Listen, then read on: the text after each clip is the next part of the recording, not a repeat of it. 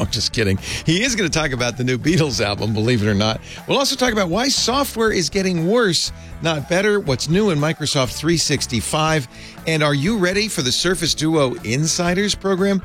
That and a whole lot more coming up next on Windows Weekly. Podcasts you love. From people you trust. This is Twit.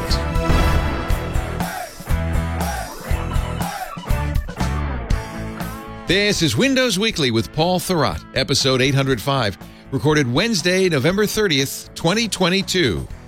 Week E is a lie. This episode of Windows Weekly is brought to you by IT Pro TV.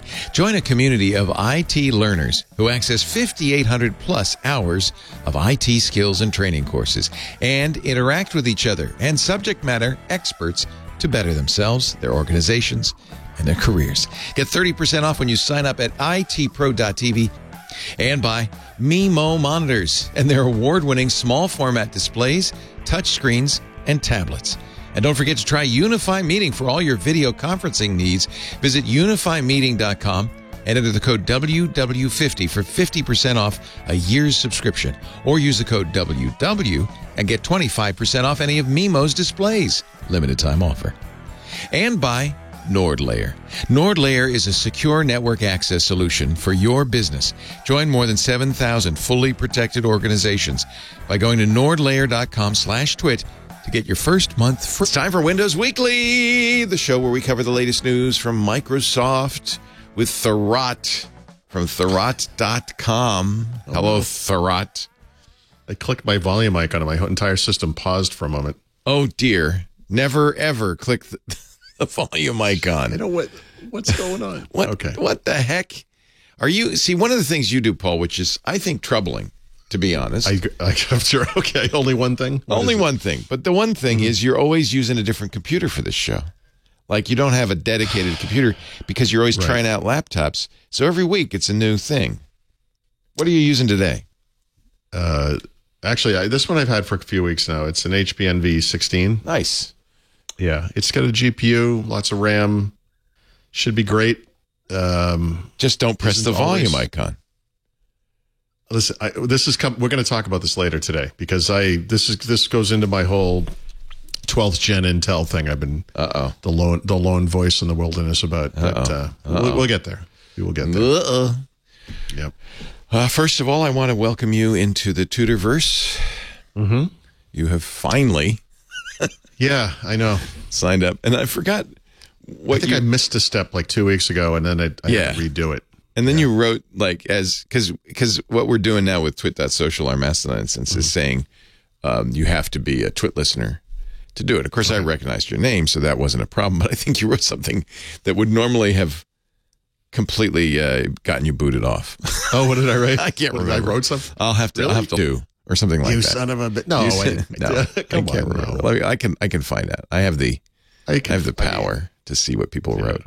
I should mention, if anybody wants to be in Twit Social, it's a great place. Mm-hmm. We're really, I don't know if you've noticed yet since you're so new, but it's a really completely friendly, nice, conversational area. You have to apply, right? And then when you do apply, you have to write a reason. And you wrote the reason that I generally reject, which is I'm looking to move off of Twitter. Earlier, I guess I didn't complete the final step. So you got the email. Going to be on a waiting list. And I thought, well, I don't know how often he looks at this, so I'll just I try to do it twice a day. Right, but I don't. I had no expectations. No. Sometimes it's longer. Of late, I've been doing it twice a day because there's quite a few people, and I have to moderate. I'm aggressively moderating as we welcome all these new people in to make sure that we don't let in any bad. They're gone. Yeah, and then he said, "What? What did I do?" And I said, "There's plenty of places you can hang. Not here." So don't go in there and talk and guarantee. Okay, I figured you were safe on that. Yeah, I'm not. Yeah, I'm not there for political stuff. Nothing wrong with Hunter Biden's laptop, just not here. There's plenty of places like Twitter you can do. Oh, listen, my week has been a 3-week disaster of Elon Musk posts, and then people who love him. Oh, I know. Showing up in comments, and it's like, guys, This is not the topic. The thing that makes it fascinating, and of course, one of the things that's great about the Mastodon now, twit.social, is we've kind of gotten over that, so we've moved on, so there's not a lot of conversation like that. I can't say that for the shows yet. It's still newsworthy. Elon has now declared war on Apple. What could possibly go wrong? But I think people are missing the point of that now. And now I'm kind of, really the real question is, what's going on? What's he thinking? What did he spend $44 billion of other people's money for to acquire Twitter? And I now think I understand, because he knows that it's not, he knows it's not politic to say, Apple is against freedom of speech. And he deleted the tweet that said, I'm going to war with Apple. But nothing, he should know, he owns the thing. Nothing is ever deleted from Twitter. Tweet it once and it lives forever. But tweet it once, shame on me. No, wait. Exactly, yes. Yep. I figured it out. I think this is all about political power. And because immediately Ron DeSantis, the governor of Florida, who is probably, he's currently the front runner for the Republican nomination for 2024, immediately jumped in and said, yes, Elon, you're right. We're going to go after Apple. We're going to start an investigation. I'm sure members of Congress will do the same. And now I understand what Elon's up to. This is it's a lot of money to pay. Sure. But I guess if you're a billionaire, it's nice to kind of, especially a billionaire that lives, I'm starting to think that's his motivation, which means, bottom line, Twitter's only going to get more political and more more fight. You know what? And I have to say, thank God, because it wasn't too bad before. And seriously, are you kidding me? What was Twitter before? It's still like well, it's good for Twitter. This is what Twitter knew. This is what Jack Dorsey knew. Yep. Outrage is good for engagement. It's what every tech company knows. Outrage is good for engagement. And that's why it's kind of nice to be somewhere where there is no commercial interest. In fact, it's costing me money with no possible way of recouping. There's no commercial interest. It's just a public space. And the same thing with our forums. Your forums, I'm sure, is the same. Your comment section. This is the old-fashioned web where you had a blog and you'd post your ideas and you'd have a conversation. And trolls. My comments section is a disaster, but you can only do what you can. Comments. But that's also part. Somebody posted this too. The internet didn't suddenly get bad. It's always been. You know what? Remember the flame wars on Usenet? I mean, it's always been this way. Yeah, right. I don't know if I want to go too far down this path. A majority, because they're so loud and they're always there, and it's just. It's a little depressing, just how much stupid there is in the world. And then I have to be. You're just realizing that you worked at a bank. You know how much stupid there is in the world. Have you never dealt with the public before? No. I mean, like classic video games, new unopened in boxes, Atari. And they were selling it for nothing, a couple of bucks a piece. So I started buying it, and I would sell it on. I guess it was Usenet, which I accessed through America Online, because this was in the pre-broadband days, right? And what this did was it opened me up to an audience that was much bigger than what was available locally, which was a good thing, right? And people would buy these things for $25 a piece. It was an incredible business. And of course, the store that was selling me these for $1 to $2 figured it out because I kept buying more and more. And they how were they getting it? I mean, it sounds like it was hot merchandise. Yeah. No, what they had done was they had bought at an auction, because I talked to the guy who owned the store, a supply of, it was literally boxes where you open the box, it was all the video games inside, of a store that had gone out of business in California. Store. Yeah. So, I mean, it was, anyway, the point of the story is there's a good side of the internet where it does open you up to this. You find people of a like mind who don't live near you. Right? Yes. Which is wonderful. But it's also terrible because after a while, you only seek out those people, and everyone else is an idiot. Everyone else is, whatever. That's a bad tendency. I agree. Yeah. So I think what we're seeing is the dark side of that. And so you're saying I should probably let people talk about. I should be less aggressively moderating our forums and our Mastodon. Do you think? No, I'm not saying that. Okay. No, I don't know what I'm saying. I guess it's hypocritical. I don't. Here's our rule in the Twit Social is you can bring up controversial topics. Yeah, but it has to be civil discourse. I didn't type this in, but I just had this thought today. I was, going back and forth in a comment section on my site with some guy. It doesn't matter who. And what I wanted to write was, can we just discuss this reasonably? Yes. Does it have to be so antagonistic? Right. And my problem is if someone's being antagonistic to me, I'll escalate it. I don't like to be talked to like that, this isn't two sides of an idea. This is like objective truth versus what you think is insane. And I have a hard time with it. I have a hard time with. But this is the people adamantly aver that the earth is flat. Yeah. The conversation sort of stops. You must out as far beyond the moon as any thing has gone and taken a picture back of the moon and the earth. And if that.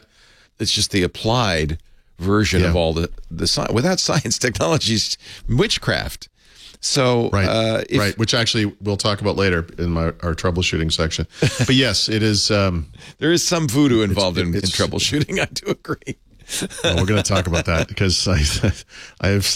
Well, we'll talk. Actually, we're going to talk about it up front. It'll be one of the first topics too. But yeah, this is. You go into computers because knowing that everything is ones and zeros. And it's deterministic. Software code should be perfect. Yeah. It should always work. Yeah. And I don't think software code ever works. And I think we need to figure that out. It's kind of an interesting problem. Alex Stamos is going to join us next show on This Week in Google. He's, of course, well-known, famous security guy, was at Yahoo, then at Facebook, left over the Cambridge Analytica scandal. He was the person Zoom called when they were getting heat for not doing a good job of encryption. He's really widely respected. And this is going to be I think one of the things I want to talk about with him, which is we expect everything to be software now. Every company has to have a website, has to have an app, but there are a limited number of people who can do that competently. All right, so this is going down a weird path. And it costs money to do it. And Michael is now working a union job, and he at a big grocery company, and neither the union's website nor the grocery company's website work at all. I mean, they're just broken in dumb ways, and I see this all the time. And I think it's because people are cheap; they don't want to pay for good. I mean, unfortunately, good engineering is very expensive these days. I know. Yeah. And so they don't want to pay for it. We shut down one of our sites, the Tech Eye site, because it would have cost $250,000 to update it. Yikes. Yeah. We're paying almost that much to update Twit because we used an old version of Drupal, which is now out of service or soon going to be out of service, and a security problem. And it costs, mid six figures to fix it. So, I guess low six figures. We negotiated it down. But okay. This is expensive. I understand. But we've kind of put pressure on everybody has to be computerized, and yet we don't have the horses to do it properly, which means it's a world of crap. Yeah, a world of crap. That's pretty much exactly what it is. I don't know. I don't even remember the exact context. There's something with a smart TV, probably. I remember someone talking about smart TVs and how you could, and you can update it over the internet. You can have apps on it. I'm like, why would you want any of that stuff? What are you talking about? Have you ever used a computer? Why would you want something like that? We have this device that turns on instantly. And what you're saying is it's going to have a boot process. Software is going to be involved. It's going to connect to the internet. And then you're going to update it over time. Here's an idea. How about a screen that just turns on? There you go. Nobody makes it. I don't want that stuff. I don't understand. I feel like I'm not a Luddite. I'm surrounded by technology. It's my whole life in many ways. But, you have to have some kind of a balance there too, right? I mean, get outside for crying out loud. I mean, go for a walk, and maybe leave your ears open. There's sounds. If you go for a walk, at least one of you put it in headphones so you can listen to the show. So please, okay. Sure. Well, balance. I mean, no, sometimes this is the challenge sometimes for technologists. And I often wonder this because a lot of what I've done in my entire career is talk about the next shiny thing everybody should buy. I know. And that's not good for the world. That's not good. You must have moments of doubt because I have the same problem. where every once in a while it's like, look, I want my net influence here to be positive. And it's my mother called one time and, she was probably in her late 60s at the time. And she said, I really want to figure out computers. Like, I really don't understand them. I said, Mom, listen, you've lived long enough. Don't do it. You have enough heartbreak in life. Why would you've gotten along fine without computers. Don't. I used to tell people that on the radio show all the time. It's okay at this point. Yep. You don't have don't worry about it. Don't worry about it. But I want to know what everybody's doing and talking about. Yeah. It's just a world of pain. Now, meanwhile, there is. This is why we needed Mary Jo, because she would have slapped us around 10 minutes ago. We are waxing philosophical, but I think it's good. I think it's good. Yeah, I do too. This is you and I would have talks like this all the time in the past. So just to finalize this thought, perhaps, one of the things I've thought about a lot is before there was an internet, I was always into computers. So I had a Commodore 64 in the early 1980s, Amigas, whatever. And I say this all the time, but I think back to these days, and I can't for the life of me remember what I was doing because none of it was online. Not really. There was some early BBS type stuff and that kind of thing, but you can't use a computer and not be online. I know that's not technically true, but I mean, most people associate the computer with what happens online, right? So if you unplug the internet and we're staring at your computer, I think a lot of people are like, I guess I'm not using this thing today. And that's kind of weird. But my wife and I read newspapers in the morning, not paper form, because it's, the 21st century, but on devices. And we'll talk back and forth, like, this headline or this, did you know what this word means? Because we're both writers and we're horrifically boring. And today I just went off on this thing. It was sort of like that, I don't remember what we did. Like, I was trying to remember what life was like just in general. Like, it wasn't just like I was into computers, like everything in life was not online, right? So like some human being would bring a newspaper to our door. We had the paper delivered for a long time, like a really long time, even past the beginning of the internet. Like, these are things I don't know that my kids or other, anyone growing up today would even understand what this, it would look like. It's like seeing a picture of colonial days and be like, yeah, those are people and everything, but they're walking around with horses and there's no electricity. I don't understand this world. And I feel like the internet has been such a huge change. It makes the first half of my life or whatever feel like that, like olden days, Yeah. I can hardly remember it. Sorry to keep going on it, but I remember the two old guys sitting on the porch. So in sometime between 1990 and 1993, I was driving to work. I worked at a bank, and the car in front of me was weaving all over the road. Oh, yeah. And I thought this guy was drunk. And so there was a point where you cross over the highway, and there are now 2 lanes. You can go on the highway or cross over, and I was going to cross over. He was going to the right. So I pulled up next to him on purpose to take a good look at this guy, because if he was drunk, I was going to call the police. Eventually I'll follow him, I guess. I don't know what I was thinking, but anyway, he was on a phone over the line, the whole, like he could not drive. Oh, not good. And he was very clearly a professional. Like, he was not he wasn't drunk. It was, 7:30, 8 o'clock in the morning, but stroke or something. He was just talking on the phone. That's all he was doing. And that was my first, I was like, wow, this is going to be a problem. That's not something one should do. Yes. Houston, I didn't own a phone of my own, like no, that was a fancy cellular phone for many years. Then. Yeah. Yep. You saw the future. That was a future in a little droplet of. So someone in the chat, B. Jones, says you were making pretty ASCII art pictures. Actually, one thing I was doing was making fractal drawings with my Amiga. Really cool. And the way you would do that is you would set it up and turn it on, and then you would go to bed. And you'd wake up in the morning, and it would just be finishing. And you'd have a fractal. It was like watching paint dry. Yeah. Yeah. Yep. Yeah. Sometimes it would be like a fractal landscape. That was the big thing. You could have trees and whatever. And I just last year started writing Sierpinski triangle code in Lisp, and you press a button and it draws as big a one as giant, forever. Back in the day, that would have to render. Yeah. Now it's like boom. So we're just stupid at speed now. Really, is the difference. We've made it even faster. I just listen. We were given superpowers, and we have used them for dumb. And that's exactly, and had you that is asked, that's what you would have predicted. Yeah, but it's still depressing. You want to see things like the Artemis thing or something inspiring, something. Well, it's both, Paul. Let's face it. It's both. And that's the good news. There is amazing, inspiring stuff being done. Mm-hmm. They just announced an Alzheimer's drug that's actually effective, which is mind-boggling. Right. So there is amazing stuff being done. Look, let's not forget, we have a vaccine that has saved us from a plague. Yeah, we also live in a country where universal health care is not a right. Yes, there's pros and cons. And it's we now have to pay for the vaccine. We used bang to get up it for job free. Fixing one problem, everybody. Is cancer still a thing? Oh, it is? Well, How Paul, are we paying for that? Oh, I'm paying for that? This is the you look at a glass, you say it's half empty. No, Leo. I look at a glass, I say it's half full. You know what happens, though? An engineer looks at the glass, he says it's poorly designed. I look at the glass and I see a crack and I think to myself, that's gonna leak. When does the internal bleeding start?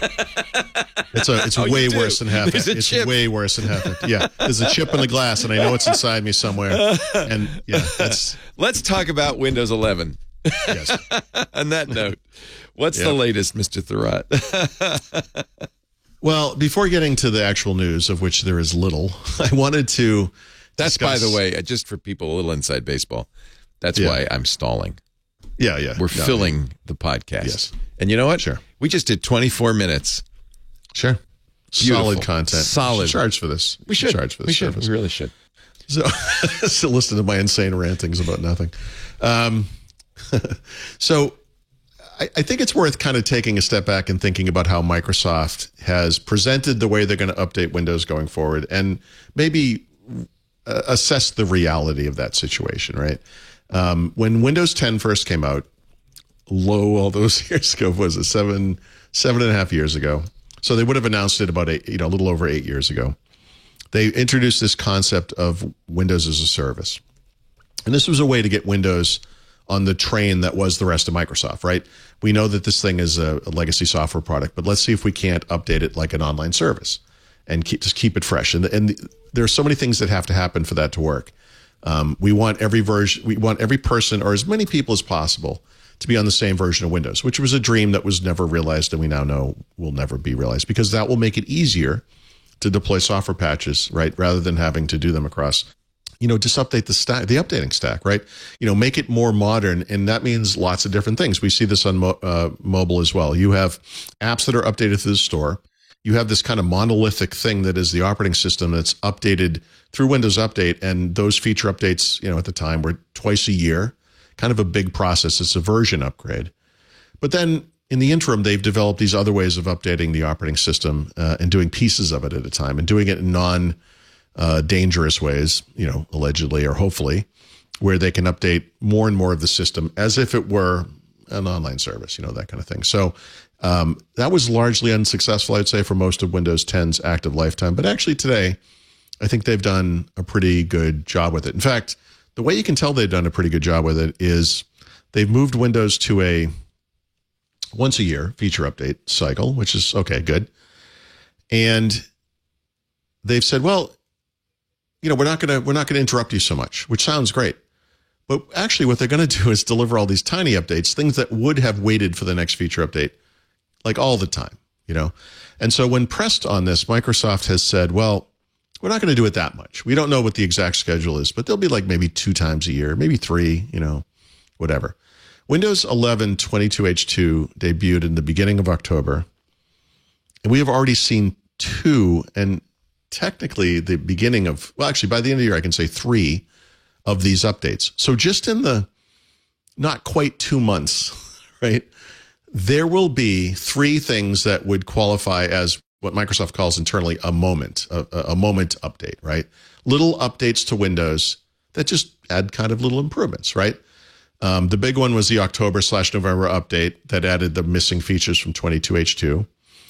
Tied into that was a surprise bonus feature, that right-click on the taskbar, get to Task Manager thing, which had never been announced, and as a feature coming in that release. And so that was kind of neat. And we'll talk in a bit about a preview update that is a preview of a coming moment that some of the features will arrive in December as part of the normal Patch Tuesday. And some of them might kind of creep in over time. Like the code is in there for additional features. They're not enabled, but they can be very easily with a quick switch. And, look, it's not a lot of time, right? But in minor ways, since 22H2 came out. That's kind of astonishing. And, for the people who were freaking out over the really aggressive schedule of Windows 10 and then celebrated that they were stepping back from that cliff and only updating once a year with Windows 11, this is a little bit of a wake-up call, It's really interesting because, technically what they said was true. We're only going to have one feature update a year. Nice. Asterisk. But we reserve the right to update Windows at any time. And as I wrote it, whenever they said that quote, I wrote, and they will. And because they have, like that's, like it's the whistle in Mexico City thing we talked about, you don't give these guys a whistle not to blow it. We're going to blow the whistle. We're going to blow the whistle a lot. And that's kind of what they're doing with these moment updates. So with that as kind of a background, Microsoft yesterday released what this is also funny, kind of funny, because I have a stupid sense of humor, what would be called typically a week C update. Now, if you look at a calendar, you will discover that yesterday and this week is what we might call week E. It's the mythical fourth week. It's the fifth last. Week of the yeah. How does it be right? C? I don't know. So maybe I guess they missed the 15th. Patch Tuesday is the second Tuesday. So that Patch Tuesday would have been the A. 8th. That's week 15th B. Actually, Patch Tuesday's week B. Oh, so they do it by the calendar, not by their own. Yeah, it's by the Tuesday, right? So the 8th was the second Tuesday of the month. That would have been Patch Tuesday. The 15th was just week C. Nothing happened. The 22nd was right before Thanksgiving. I guess we can understand why they wouldn't want to do this before a holiday. But for some reason, well, probably because they want to ship the non-preview version of this, they shipped what is normally, in fact, they describe it as a week C update. In what is doesn't exist, week E, which is not a thing. There's no such thing as week E, but well, there is though. Some months there are 5 Tuesdays, aren't there? I mean, in Microsoft's updating in their world, scheme, they don't talk about week E. There's no week E, so there's always an A, B, C, and technically there's a D, but there's nothing scheduled for week D. Week D is a week of rest. So you're saying week E is a lie? Is that what you're saying? Week E, it's like the 29th of February. It exists. It doesn't happen all the time, that's all.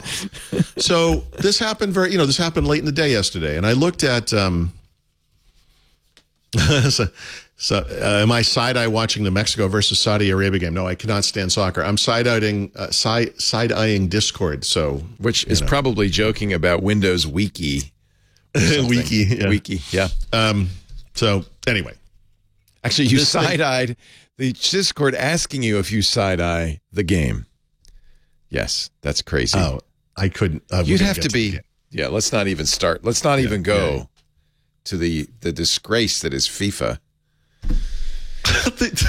They have an ethics committee. Did you know this? That must be a really frustrating job.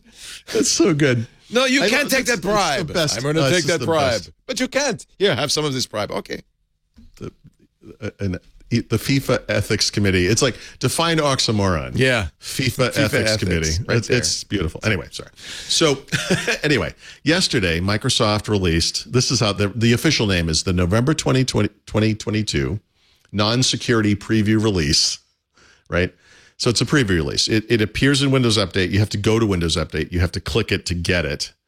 And if you install this, what you're getting is a preview of what everyone's going to see in December on Patch Tuesday, whatever the second Tuesday of December is. It looks like it's the 14th, which is actually pretty late in the month. Actually, as late in the month as it could be. In fact, December, they have 4 weeks. So whatever. They also said, look, this is going to be another thing that happens when you get over 50. You start doing calendar math. Oh, listen, we're going to do a lot of math today. I get some Call of Duty math. So yeah. So I do a lot of math, and I'm terrible at math, so it's usually comical. They also said this will be the last preview for non-security updates for Windows 10 and Windows 11 of the year. So there won't be any of these previews in December for January, which might be a good sign for January. It might mean we're not getting any little hidden, sneaked in moments or whatever. So there are 3 new features that for users. There's actually a 4th feature for IT, but let's just say there are 3 new features for users in this preview release. So we know that these 3, that if you use a Vive tool, which is a software product somebody wrote for this purpose, is to take, if you type in the right code, you can expose features that are hidden in Windows 11. There are actually a couple of additional features. So it's possible that those will arrive publicly in December on Patch Tuesday, or maybe they'll come out over time like so many things do. Most of them are not particularly interesting, but the one that is kind of odd, you could in fact use the Windows Spotlight as a theme of sorts. Now it's listed with the themes, and it's right there. You can see it. It's nice. The other 2 things to me are very much related, and one of them is paying for OneDrive subscriptions, which could probably happen in 2 different ways. There's a paid, I think it's a 100 gig or maybe a 200 gig subscription you can pay for. I think that's about it. Or you can get Microsoft 365 Personal or Family, right, and get the additional terabyte. You'll see the total if you have multiple subscriptions. So I think what they're trying to say is, previously, it would only show one of the 2, but if you had both, I guess it's going to show both. It's worded so poorly, I can't even actually tell. Can't tell. This is some bugs. There's some 2 semi-important ones. One is there was a bug with a lot of modern apps. You'd double click on when they wouldn't run, which is hilarious. And the other one was that gaming performance problem that I think we talked about earlier, where there was something about Windows 11 that just made games run slower, and they fixed that. So you don't have to, you can uninstall Windows 10 and come running back to Windows 11. Everything's fixed. So this is just kind of interesting because we just had 2022 in October. We just had the November update, for lack of a better term, in November. And now in December, we're going to get this thing, which doesn't really have a name. It has a KB. It will have a different KB in December, but there's a KB article associated with it, and they're going to add 3 to 4 new features in this thing. Actually, it's nothing, revolutionary or whatever, but this thing is a problem. But I'm writing a book about this damn thing, and I have to say, the rate at which they're updating it could make this very difficult for me, depending on what they do. So the Windows Spotlight issue sometime in the next 3 weeks, 2 weeks, I guess, 2 weeks. I'm going to have to go switch up a couple screenshots and maybe alter some text. That's not a big deal. It's not a big deal. The OneDrive thing, I don't think I need to worry about that. But, there might be changes coming that will require bigger changes for me. And actually, we'll get to that in a minute. Looking further down the road with moment updates. So, we have talked about how the Windows Insider dev and beta channels no longer represent actual versions of Windows.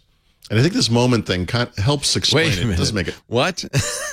Well, in other words, if you're test, so it used to, back in the day, if you were testing like on the beta channel, closer to release, like dev channel, we may or may not put this in Windows. Beta channel, we're probably going to put it in Windows. If it makes it to release preview, it's coming to Windows, So this is critical. This changes what it means to be a beta tester. That's right. Right? This is something I've really struggled with because I like things to be a little more concrete than this. But I will say, when you think about it in terms of these moment releases, where everything is just a rolling set of updates that may or may not happen at whatever time, I don't mean to say this makes sense. I want to be clear about this. This makes no sense, but it makes more, well, how do I say this? It makes more sense if what you're doing is having a rolling series of updates, right? Moments. So in other words, there's some set of features they want to add over time. They're plugging them into hopefully the dev channel first. By the way, they don't always, but let's not get bogged down in that. They test it with a certain group, enablement packages, and testing this process where they can deliver the update to a computer, but not display it in the UI, and then. But has it always been the case that if you're on the Insider Ring, you're there to trial new features and to kind of give them feedback, like going to a sneak preview of a movie before it's done? Yeah. Or are you there to the latter? But maybe I'm wrong. Was it always about testing? Most people would tell you the Windows Insider program, the system has changed. It's not what it was when they probably signed up, right? Yeah. Okay, so it's okay if they describe it accurately. I don't feel that they've described it well, but they they're kind of stepping toward what this thing I just said, which is it used to be that each channel was tied to a specific version of Windows. Right. Over time, that changed so that, well, two of them are tied to a specific version of Windows. And now really only one of them is tied to a specific version. It feels messy and actually, now. It is messy. So at some point, there'll be some testing. Well, I can't even get into this. There'll be a 23H2 at some point, right? Yeah. Is there going to be a channel or, that is that thing? No, that's not how they do things. They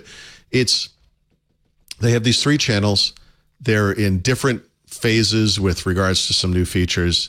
Some are closer to release, some aren't. Some will come before that release, some will come with that release, some will come after that release. It's what happened with 22H2.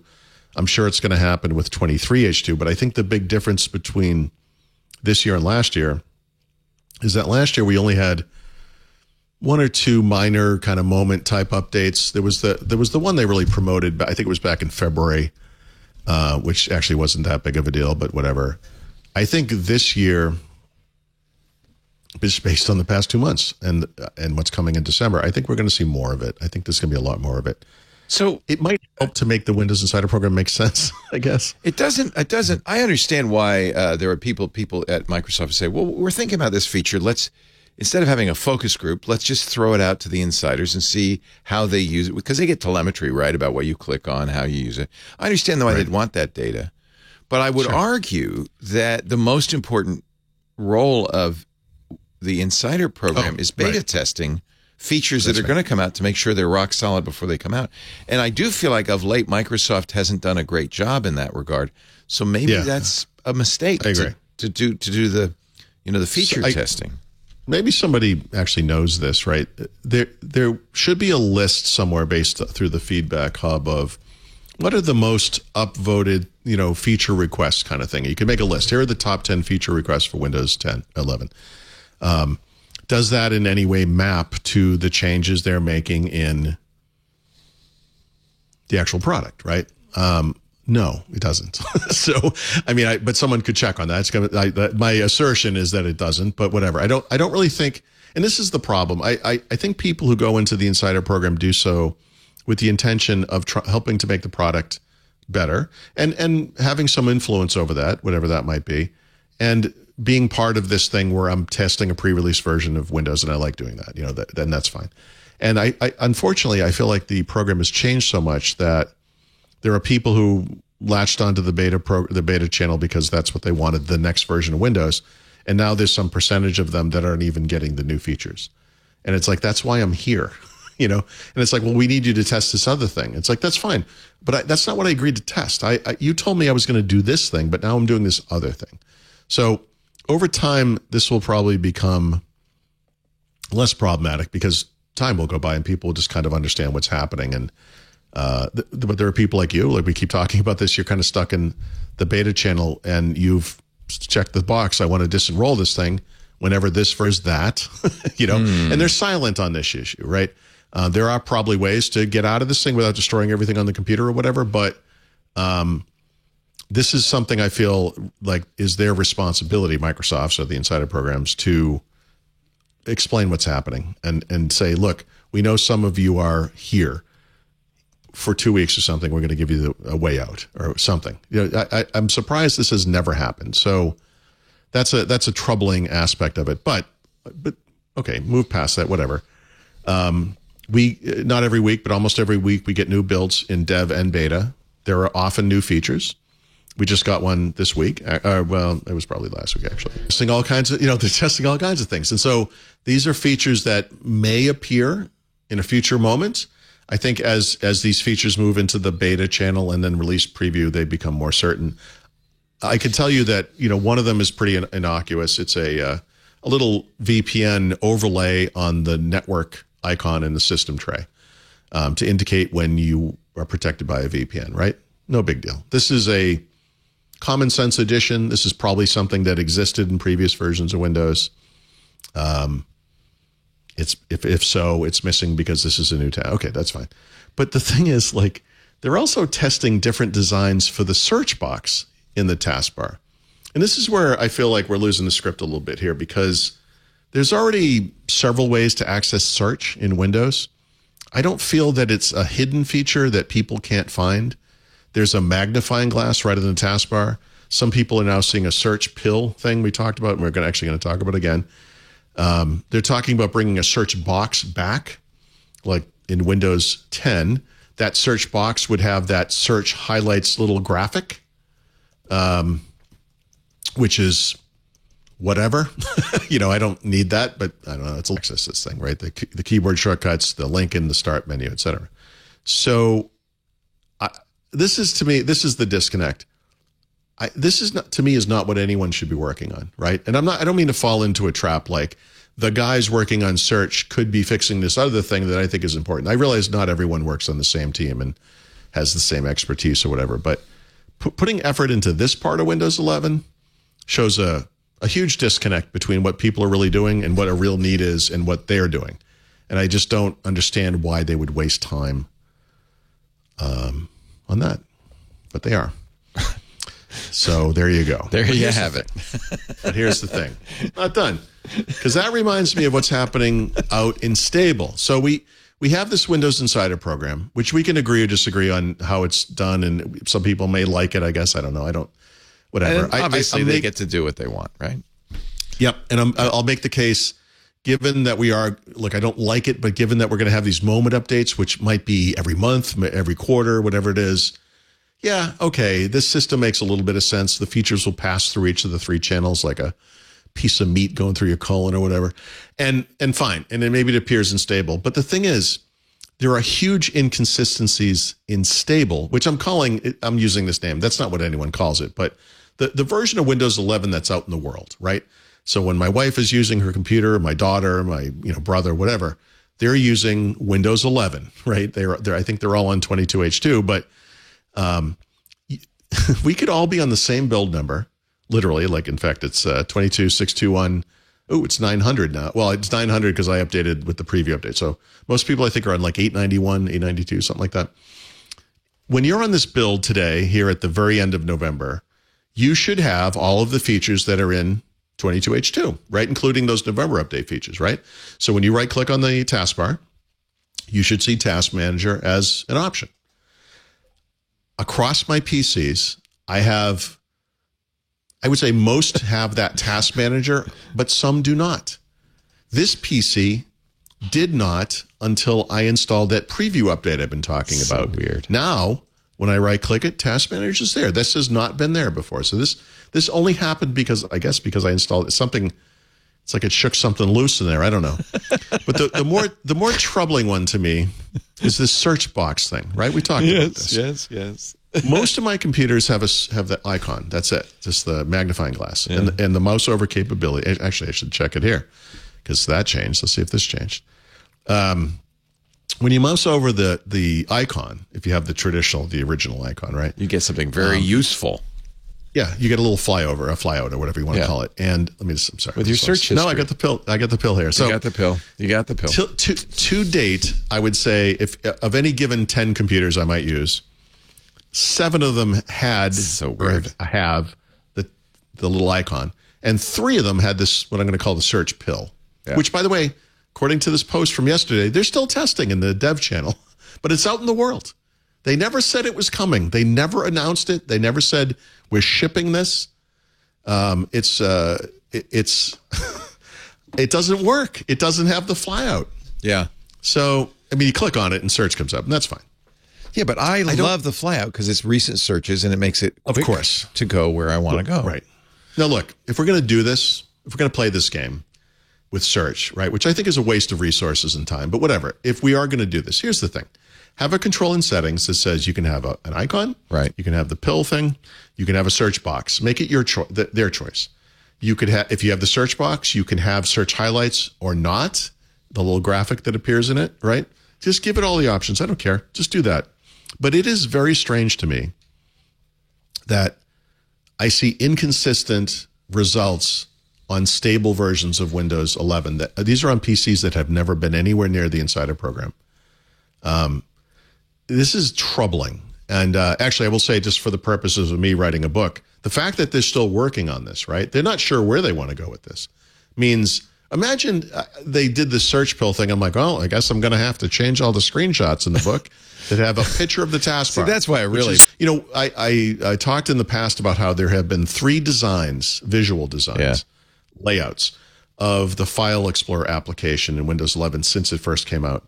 When I wrote the book, and I started this back in July, when I actually started taking shots, I had a pre-release version of the thing that was going to be 22H2, and I went with the 3rd one, right? Knowing that if some people got the book early and had like the initial release of 20H2, File Explorer would look different. But knowing that it would eventually look like the thing that was in the book, which is what happened, by the way, right? So I got that one right. But imagine if it's like, so here it is, it's November. I'm like, man, I guess they're changing to the search pill. I better go fix all the screenshots. I could waste a week doing this, right? Yeah. I have to fix this in every screenshot in the book. Of course, they'll change it back. They're going to change it again. That's the thing. The fact that they don't know which one they're going to, they literally, they're A/B explained it. So it looks like they're up in the air about search here. It's not just about me, but literally because if you care about this feature, I just turn it off. I don't want this thing. But if you care about it as a user, what you should want is the choice. For you have these different experiences, that's fine. Just let me have the choice. But what we have now is a system. There's a risk going on. There's a risk to that because you don't want to add so many settings that it becomes, a dense pop, like a bramble bush. Except here's the thing. In Windows 10, those settings all exist. Everything I just described. Okay. You can have they're already there. This is a regression from Windows 10. Right. And it's a regression because like a code, the Windows 10 taskbar had kind of I'll call it a WinUI kind of look and feel, but the code had been there for a while. Like there's all this ancient stuff built into it, related, things like toolbars and all the different things you could do with the taskbar back in the day. The Windows 11 taskbar is unencumbered by that stuff, which is fun in a way, but it's for people who are used to those features, it's a regression. That could be a problem. So yeah. That's the world. The negative on it is it takes up more space and it doesn't have that search history pop-up feature. Right. The search mode. From Microsoft's point of view, and I'm sure that what they're doing is testing and looking at the telemetry, they're hoping more people will click on it now because it says search. That's exactly right. And they want people to click on it because there's some advertising in it. I get my Bing rewards points. And that's right. Yeah, the one thing I would personally never use a search button in an operating system to do a web search, but that is one of its functions. And no matter what you set as your default browser or its default search engine, it's Edge. Those searches will go through Edge and will use Microsoft's Bing and will be promoting their advertising. That's really what it's all about. Of course, yeah. Which is its own form of terribleness because this is not done to make the experience better for users. It's done to make it more lucrative for Microsoft. They may say, well, but people like you are going to hit the Windows key and start typing. You're never going to use that. So this is for the naive user. Listen, if this works, they'll probably turn what you just described off, right? Because they don't want me doing that. They want me hitting this thing. That would make me really mad. Although there are third-party tools that do it, but that really...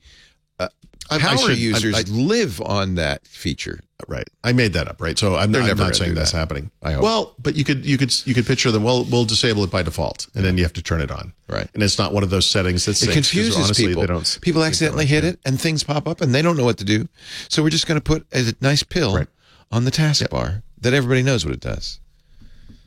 I mean, if you're OCD enough, like I am, they got to this point where taskbar is centered, but not really because there's like all the system tray stuff, and now you're going to introduce one icon that's a different width than the other icons. What are you doing? It's like true. That's the real problem. That makes me insane. But that's whatever. Like I said, I don't care that other people want it, or even that Microsoft would make it the default, as long as I could change it. You can turn it off, right? I mean, let's face it. You can turn it stuck off with it. You can turn it off. You can turn it off. Yeah.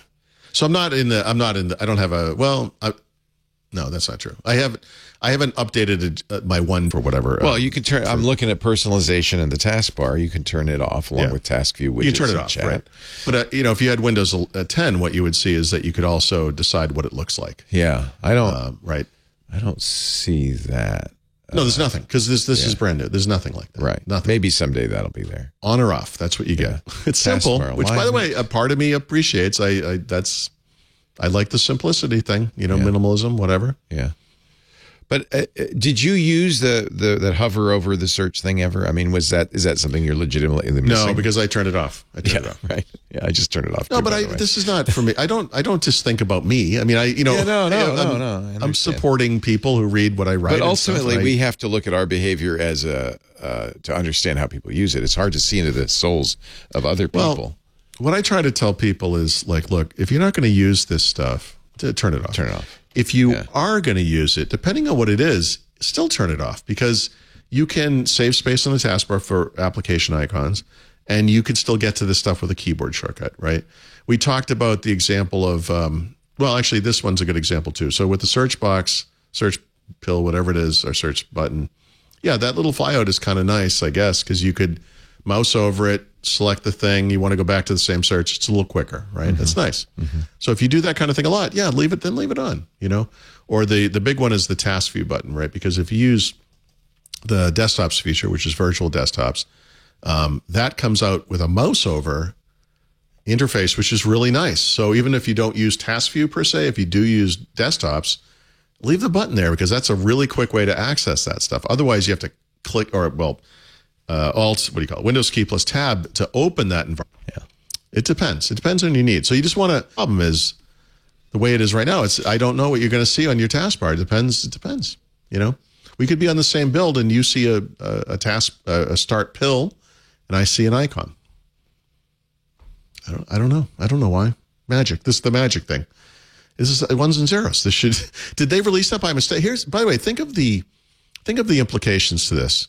There's only two ways this could have happened, right? There's secretly A/B testing out in public, which I think we can all agree is not cool. Yeah, this is not just insider people. So others are. That's getting evil. This. Yeah, and that's evil is what that is. It's evil. It's not right. Do that. Yeah. Or it's a mistake, in which case they're inept. So which do you want it to be? Like which is better? It's like when I got pulled over by a cop who said, "You're either dumb or reckless." Which is it? Yeah, your choice. Your choice. Okay. I will take dumb for 100, Your Honor. Dumb, Your Honor. I think that's probably what I said. Of course. What else what can you do? I'm dumb, Your Honor. He was in a bad mood. It was all I had done is pull up and drop off my daughter at elementary school, and lights flashing. Hey, let's take a little break, and more to come. More of this fine chatter to come. We still have much more to talk about, believe it or not. But I do want to mention this episode of Windows Weekly is brought to you by IT Pro TV, because I love these guys and gals. I love what they do, and I feel honestly a little responsible for IT Pro TV. It all started back in 2013. I was doing an NAB panel. Adam Carolla was there. A bunch of podcasters talking about video podcasting.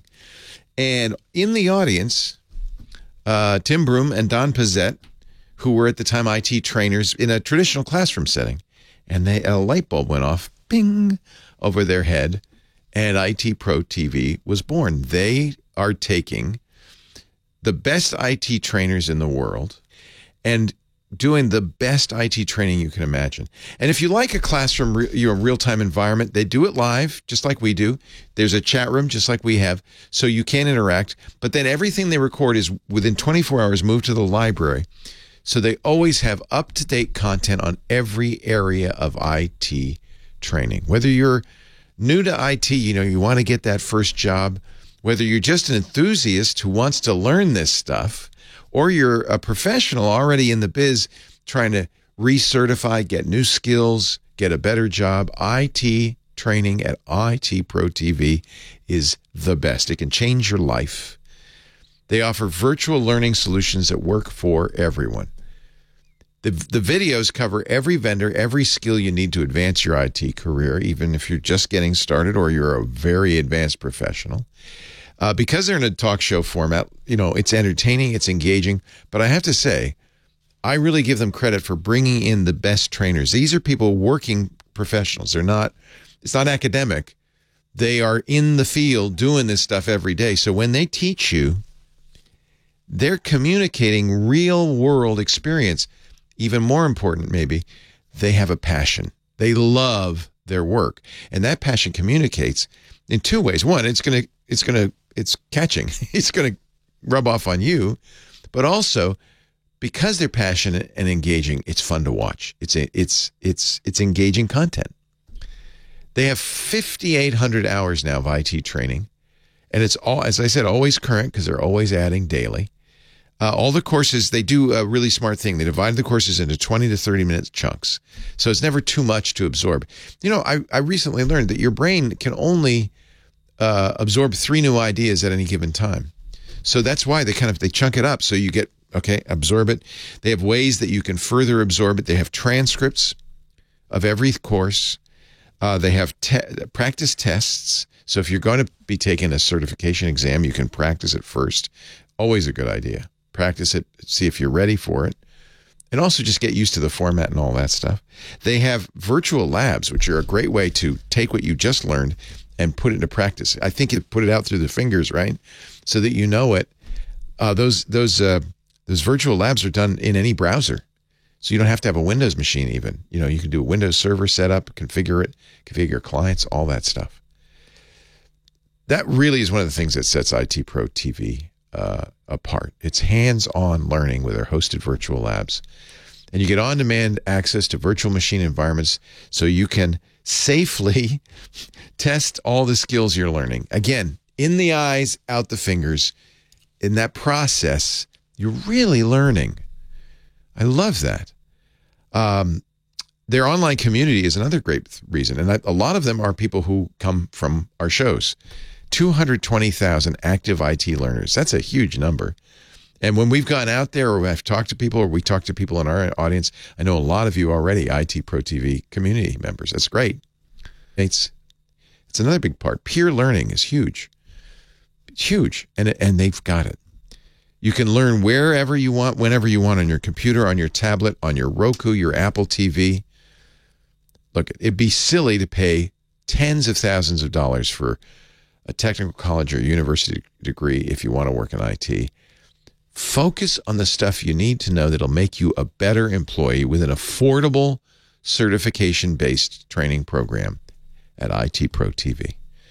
Tim Broom, one of the founders I just mentioned, is great. He says it best himself. We want to make life easier for people who want an IT career. And they do. They do. They've done so well in the 9 years, almost 10 now, since they started. We're just big fans. And I think if you are interested in this, if you're an IT professional, you want to get more skills, if you want to just join an IT community, there's a lot to be said for that. You'll get 30% off right now when you sign up at itpro.tv/windows, itpro.tv/windows. And please use the offer code WW30 for that 30% off. It's really important because then they know you saw it on Windows Weekly. 30% off, itpro.tv/windows, offer code WW30, itpro TV. Build or expand your IT career and enjoy the journey. There is no better way to learn this stuff than IT Pro TV. And we love partnering with them. In fact, we've got a big announcement coming up. We'll tell you all about it in just a little bit. But meanwhile, let's continue with Windows Weekly and the now sated Paul Thurrott. I don't know if you're sated. Did you have a nice Thanksgiving? Yeah, it was great. You had Mark and Kelly were there, and yep, I saw the pictures. Actually, it was great. Yeah. My wife cooks the turkey perfectly, so all of my family in the area is like, we're doing it at your house. Yeah, we're coming over. Yeah, we're coming over. We went to Lisa's sister's, and we found out that just before we left that they have cut the cord. They don't have TV, and they have no way. That costs nothing. I said, hey, can you bring over something for the TV? So he dropped off a Fire TV stick because I knew people were going to want to watch football. Yeah, you know. I brought over. I love the Google. It's the new Chromecast with Google TV in it, and I always thought, well, I hope this works. I plugged it in. It knew all my accounts. It was ready. We joined the Wi-Fi. It was great. The picture was fantastic. Right. Yeah, worked beautifully. Yep. So we got to either that or it was going to be spend $85 or whatever on YouTube TV. Well, unlike you, I don't use that Russian TV Fire Stick. No, I don't either. This is my brother-in-law. I'm just saying, like, You must know Doctor. I have no TV. I mean, I have no, You don't have cable, huh? Wow. No. So, but you at night, you read books, you sit by the fire. We watch things on Netflix or whatever. Yeah. We do that kind of stuff. You can stream. Yeah. I am rapidly getting there. I just saw a story that says cable TV lost 785,000 subscribers. Every time I watch live TV, it reminds me why I don't have live TV. Yes. I cannot stand it. It's awful. I agree. I don't. It's crazy. I'm with you. We have to cut the cord. We haven't done it yet. But I think this is the year.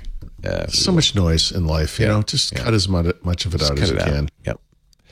On we go with the program. Let's see. Did you finish the whole Windows 11 thing? Yes. Okay. Yep. There's always more, I know, but so we can move on to Microsoft 365. Yes, okay. Yeah, so I've talked in the past about how once a month Microsoft will come out with this end of month post and say, hey, this is what we added to Microsoft 365 this month. Most months, and I mean going back, 5 years, whatever, this has been a disaster, like 10,000 words, this crazy collection of stuff.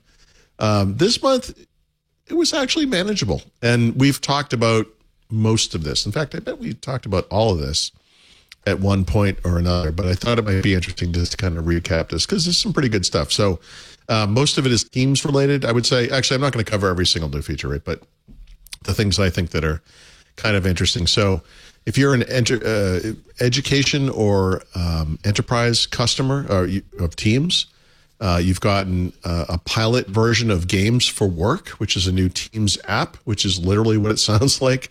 Casual games like Solitaire, Minesweeper, things like that, built into Teams, which, maybe I don't understand what work is all about, but that seems like kind of a weird thing to do. I don't know. I mean, I've worked from home for 25 years. That's so maybe the difference. I don't You have not worked in an office where really the whole game is to how little work can you do?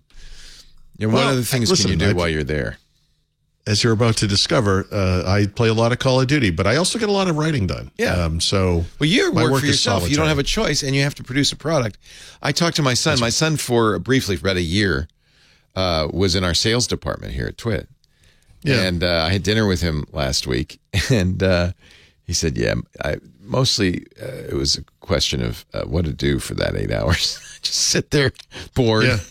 This was part of the conversation. So the thing I came to, because I've been working from home for so long, I very early on came to this notion that working from home in some ways was a little more honest because you weren't kind of dicking around about, talking to people in a doorway. There's a lot of wasted time in an snack. office. Yeah.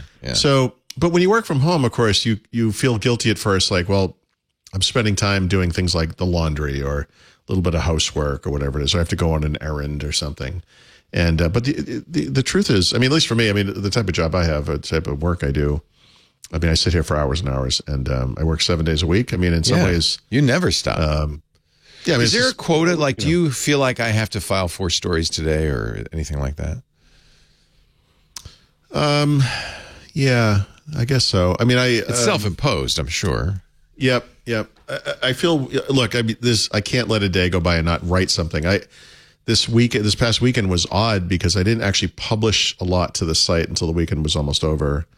But I was writing the whole time. I was working on the book. Yeah. So I know. The book is very time consuming. You never get to stop. Yeah. I honestly, I'm the kind of guy that if I didn't have a show to do at 11 o'clock on Wednesday, right, I'd still be in bed right now. And in fact, you notice sometimes I get here 10 minutes late. Because I'm so slow at I gotta go to work. Sure. It's like, okay. Whatever. No, everyone's different. It's whatever. I woke up this morning at 8:30. Pretty typical time for me because I thought there was an earthquake. Turned out it was just the cat deciding, hey, if he's going to stay in bed, I'm gonna get in bed too. Nice. Yeah. So the weird thing about being a writer is, if you have some idea for like, I want to talk about this thing on a show. You can't get up at 3 o'clock in the morning and go talk about it. But if I have that thing, I can get up at 3 o'clock in the morning and write, good and point. In fact, in some ways it's kind of better to do that because you forget. I wish I liked writing. I really do. It would be so much easier. Well, you have to be antisocial. for starters. I am. But the problem, here's what happened to me. I got spoiled because I found out I can make a living just gassing. Right. And once you've made a living just going blah, blah, blah, blah, it's hard to make a living in any real sense, you know. I've been spoiled. You're ruined. Yeah, I'm ruined. I am too. I don't have to type. I just talk. Talking's easy. I was joking. A million years ago, I was in Israel on a kind of a consultant type thing, and you know, everyone gets up in the hotel and goes down and has breakfast. They head into the office, and so I did that. And the next morning, I was upstairs. I was getting ready. I was just about to come downstairs, and the phone rang. Like, what are you talking about? Is there something new I should know about? It's just a thing that when you go in every day. I mean, you're not paying me that much. Right? So I was kidding. I was heading down, but that's, I don't know. You're ruined for this day-to-day thing. I could never commute. I would be in jail. You know, you and I are lucky, and I hope that everybody listening is equally lucky. We have found something that fits our abilities, right? That fits our sense of, you know, what we like and do, and we're very, very fortunate. There are plenty. I'm sorry to say, plenty of people who are, have to go in and don't want to. Right. And in fact, that's what I told Henry. I said, look, you don't have to, he works harder than anybody I've ever seen. Being a TikTok celebrity is a never-ending conveyor belt of content, right? You just constantly, so he works really, really hard. It's not that he doesn't want to work. It's a treadmill. It is a treadmill. It's a treadmill. I mean, he loves it. This is why I wish I was good at music, right? Imagine you release an album or something, and it's just the gift that keeps saying it just makes money. I get to play the song. I write about technology that's out of date 2 days from now, and so I just have to keep going. Yeah, we picked a bad field because there's no evergreen content in tech. It's not. It's just unless you like writing about Cyber Monday or whatever. Like, I mean, you pretty much can't. Lisa asked me. She said, "We're doing a gift guide this year, right?" I said, "No, under no circumstances are we doing a gift guide." I used to get pushed to do that, and I refuse to do this anymore. Never again. Nobody wants it. No, and also, you know what? This goes back to the conversation we had earlier. I have this vague problem with this kind of thing because it's like I don't think you need to stop spending so much money on stuff you don't actually need. Like what we were talking about earlier. Yes. Yeah. It's on sale, but seriously, look, here's a $40 shiny thing that'll be in the dump in a year. No. Yeah. Stop. Right. Yeah. All right. Like cats chasing a light around a room, So here are two people who are particularly ill-suited for using Microsoft Teams talking about Microsoft Teams. Of course. So let's move on to the next Teams feature, which is schedule send, right? This is classic schedule send. I try not to get in trouble here because we use Teams at work, but let's just say that some people could benefit from this kind of a thing, right? So it's Saturday. You have some brilliant burst of thought that you want to, obviously it's been built into email. It's a great idea. It makes sense. So good. I think it was last week we talked about this notion of the sign language, automatic sign language thing. It's not like captioning. So you're in a Teams meeting, you're hard of hearing or deaf, and you have an interpreter. You're always simultaneous. Up front. Yeah. Yeah. And big, and the other people are smaller. So I apologize for that. So it doesn't actually do sign. That would be, I mean, we're way off from that, right? There's nothing that honestly, can do that yet, is there? I don't know about that. Why not? We can do live captioning. What, you're telling me we couldn't do a thing with hands, like a graphical hands doing the, I can't even, I don't know. I mean, do you need it if you've got captioning or I guess it's more expressive? That's an interesting question. That's actually a good question. Ask Mark, because I mean, right. Everything now is captioned. Even if your hearing is fine, we all watch captions on everything. That is a great question. I don't know. It is more expressive. I mean, I was watching a football game, and they had one of the cheerleaders doing sign of the national anthem, which I thought was interesting. I think it was on Thanksgiving, and a lot of it was like. Just going like that, right. Like waving her hands like the sky through the night, all the fire. But it's much more, it's beautiful when you watch somebody who really does sign, doing interpretive signing through it in a concert, for instance. It's beautiful. It's like the singer. I even tell you, so my son goes to concerts. This is hilarious because he's deaf. But he has cochlear implants, so he can kind of hear. But because he has this disability, he just buys the cheapest ticket to the concert, and then he goes to the door and demands the disability service, which they have to provide. So brilliant. And they put him up front with an interpreter. Sign language. So he gets a front row seat to every concert, and then 2 songs in or whatever, he'll say, I don't need this. That's why they're doing it, right? That's beautiful. I mean, listen, it doesn't make up for being deaf or anything, but No, God, no. In fact, I don't begrudge him at all. Take it, No. Get every you know what? benefit You should get every. We went to London, like actually it was the Tower Bridge, and with the kids when they were little, and 2 adults, 2 kids, and the woman said, "Well, he gets in free," and my wife and I looked at him. We were like, "Him?" Like, yeah, well, like why? It's like, well, he has something with his ears, because they look like he has hearing aids on, and I'm like, okay. I mean, I never would have even like whatever if you say. You mean Mark? Oh, yeah, no, whatever. That's fine. I mean, that's okay. Awesome. That's great. Yeah. Anyhow, okay. That's great. So the final Microsoft 365 new feature, actually this is a new app, is that Microsoft Create site, right? And so this is Microsoft's attempt to get into that Adobe Creative Cloud, field or whatever. So it's a place where you get, templates and tips and things for social media or websites and all that kind of stuff. So makes sense. I mean, if you think about the traditional Office apps, what they really are, what we would call these things today is like content creation apps. I'm not sure I thought of that of word processor or a spreadsheet or a presentation package, whatever back in the day is content. But I guess everything's content now. So we're all content creators, and they have a site for that. So Microsoft Create is a thing. Create.microsoft.com. You can check it out yourself. That's cool. That's fine. And that it's been a short week. That's okay. Yeah. No. Let's now that Mary Jo is not here, you're going to have to buy the Surface Duo, by the way, when it comes. They're going to do a Duo 3. They're going to do a Duo 3, aren't they? They're waiting for now. So when would they announce that normally? You know what? I'm going to say, here's what I'm going to say. I think there will be a Duo 3. I think the Duo continues. It's kind of a Duo. I think they're going to do.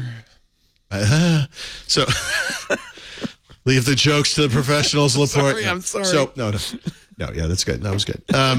Yeah, I would say if anything, they're probably going to do more with Android, right? And I've speculated about something like a Surface Pro tablet that was based on Android. So they've clearly turned a corner with this thing where in the beginning it was about dual screen devices. I think they're shifting the emphasis a little bit more to this is a Microsoft 365 device. What does that look like? And one of the ways they can make it like that is to make it look more like Windows 11, use that kind of look and feel, which I think is it is still idea. Android, but it could look exactly like. But Windows what's the 11, difference, right? I mean, Android is where they can make the most difference on a non-Microsoft operating system. They can't really do anything with the iPad or iOS, not anything dramatic. But they can really go in and make this thing look like they want it to look. They can customize their apps like Google wants them to do for big screen devices. So I think the next Android thing, it may not be called a Duo, but will be a bigger screen device. So here's a question from my IRC. This is from Sarah DeGuay. Mm-hmm. Do you think Microsoft would abandon the 2-screen thing and do a foldable? Yeah, the 2-screen thing was always a holding pattern, right? I mean, the end game here is foldable, right? It's not a hinge, with an empty space in the middle. You want foldable. So the dream for I don't know that Microsoft can achieve this. I think there's a case to be made for a device that could be like a big phone and then a small tablet, right? I think if Apple ever figures this out and they have something that's an iPhone that kind of turns into an iPad mini, assuming they could ever get over the notion of not selling 2 devices, is a good idea, and they would probably get it right. I think Samsung is getting close to that with their bigger, it's like the Flip. I don't remember the names of their devices, but I think they're getting there. But the problem with this stuff is Android, right? So Android is still kind of struggling when it comes to bigger screens. That's been a big push of Google's. And I think when people hear that, they think Chromebook or tablets, but really it's also about these foldables and dual screen devices too, for sure. But I think a bigger device is what kind of makes sense. Like if you're going to position the Duo as not a phone, then make it a little bigger. Make it something you could actually get work done on. So we'll see. But yeah, I don't think they're done with this kind of thing. Oh, and the reason is? And the reason is? They've started, or they are potentially, this is sort of a rumor based on something that someone tweeted about and saw inside of I think it was the Settings app. Yeah, the Settings app on their Surface Duo. Something about a Surface inside a program, right? And that makes some sense. market some features with this audience. I mean, you have to be, not you're already a kind of a devotee if you buy the Duo. Yeah, right. So you've established yourself as kind of an enthusiast of a thing. And and that thing, I don't think that thing is just a dual screen. I don't think it's like I'm a fan of dual screen. Like I've always wanted a dual screen. I think it's like I'm a Microsoft guy. Yeah. And I want this thing that I think of it as a Microsoft 365 device. And I think those can take different forms, like I said, but I think this is a good idea. So yeah, I think there'll be more, and there'll be new features, and they'll update it. And it's always a little behind, I know, with Android releases and all that, but it seems like they're dedicated to it. So I don't see any indications it's going away. During the whole Windows Phone thing, there were all these warning signs like this might not be. That's making it, and I don't really get that a little vibe. bit of a painful wound right here. Yep. Yeah. The only thing that makes it less painful now as time goes on is that there were these things that were better on Windows Phone that have gotten better on Android, iOS, and Windows Phone. It would be all of this about the app stores and everything. It would be, I think that choice would be so much better. We just really don't have a choice at this point. There's just two ecosystems. The thing they got right from a user experience standpoint that this brands and put everything into more logical containers. These the tiles, panoramic experiences they had. Tiles. Right? So in other words, instead of thinking like I want to post a picture online, all right, so I'm going to use the whatever app, and now I got to go find that thing wherever it is on my home screen. You think, well, I want to post a picture. I'll go into the photos thing, right? And they had this integrated experience where you could send messages over different messaging services. That's right. It was like the people. All your photos were together. Yeah, I loved that. So this required buy-in from all of these services. And so I always use the example of the photos because it's easy. Flickr, Google Photos, wherever you had Facebook, whatever. These companies were never going to buy into this. Facebook did very briefly, and then they realized very quickly, like this isn't good for us. It's not good for the Facebook as a brand. And that's what's wrong with computing today. Well, by the way, you're sort of joking, but that is what's wrong with computing today, because we just talked about how Microsoft is screwing around with the search button. And why would they do that? And you said correctly, it's because they're trying to figure out a way to get people to click on it more because it's better for them. Monetize. And with Windows Phone, Microsoft had this idea that was better for people, users, but it wasn't better for the brands. And the brands all said no. And that thing withered on the vine because Facebook doesn't want you to think photos. They want you to think, well, Meta now, I guess, but the Facebook app is still Facebook, right? They want you to think of the brand. I care about Instagram. I don't care about photos. They want you to think of Instagram. And that is what's wrong with tech, because these companies, services, whatever, they're so powerful. They could kill a platform, which is what they did. Yep. It's sad. It's just hopeless that we can't bring it back. But boy, I wish we could. I thought Windows Phone was great, and we need that alternative. But anyway, what we need today is actual regulation that opens up app stores and kind of fixes this monopoly problem. I guess we'll call it a duopoly problem that we have. Like we could exist in this world and be fine if these companies weren't so terrible. And they're not going to not be terrible on their own. No. They're going to have to be forced to be not terrible. No. And I don't see a lot of action happening. The EU is the most likely candidate to make it happen, but they move at the speed of a glacier. It's really slow. So we'll see. What a world. All right, let's take a little break. While we mourn the loss of Windows Phone. Yet again. But I guess that's this all started with the Duo. I guess that's really kind of an opportunity. The Duo could be, Windows Phone Redux without the problem of not having enough apps because it's Android. And so that's actually, okay, not to get off on a tangent. They don't want to do that, I understand. Well, I think what happened was first of all, you can't remake the mistake I just described, right? So they can't do live tiles with integrated experiences and hubs and things. Because nobody will go along. We've already proven that doesn't work, right? So Microsoft comes out with their own skin for Android, their own home screen replacement, whatever. Now they have Duo. a lot of people are like, I don't understand why this doesn't look like Windows Phone. It's like, guys, it's because Windows Phone failed. So they have a sort of an evolved vision of what they can accomplish in mobile today. And that's what you're seeing now. So it's different because it has to be, right? It can't be the same. I feel like there are opportunities. There are. It's not just the dual screen, which is a great opportunity. That's a very interesting UI. Somebody in the chat room, Webo951 says Surface 203 with a desktop mode connected to a display, kind of like Samsung's DeX. Well, kind of like Microsoft's Continuum. They had this, right? Remember when Windows 10 came out with all the universal apps, those Office apps ran on phone. They were the same apps. And if you connected it to a Miracast display, keyboard, mouse, you ran the same version of the app you would run in Windows. Yeah. There was a brief moment in time where this maybe was going to happen, right? Here's the good news. Elon's going to do it. And he should really have something special for us all, I think. The Twitter phone.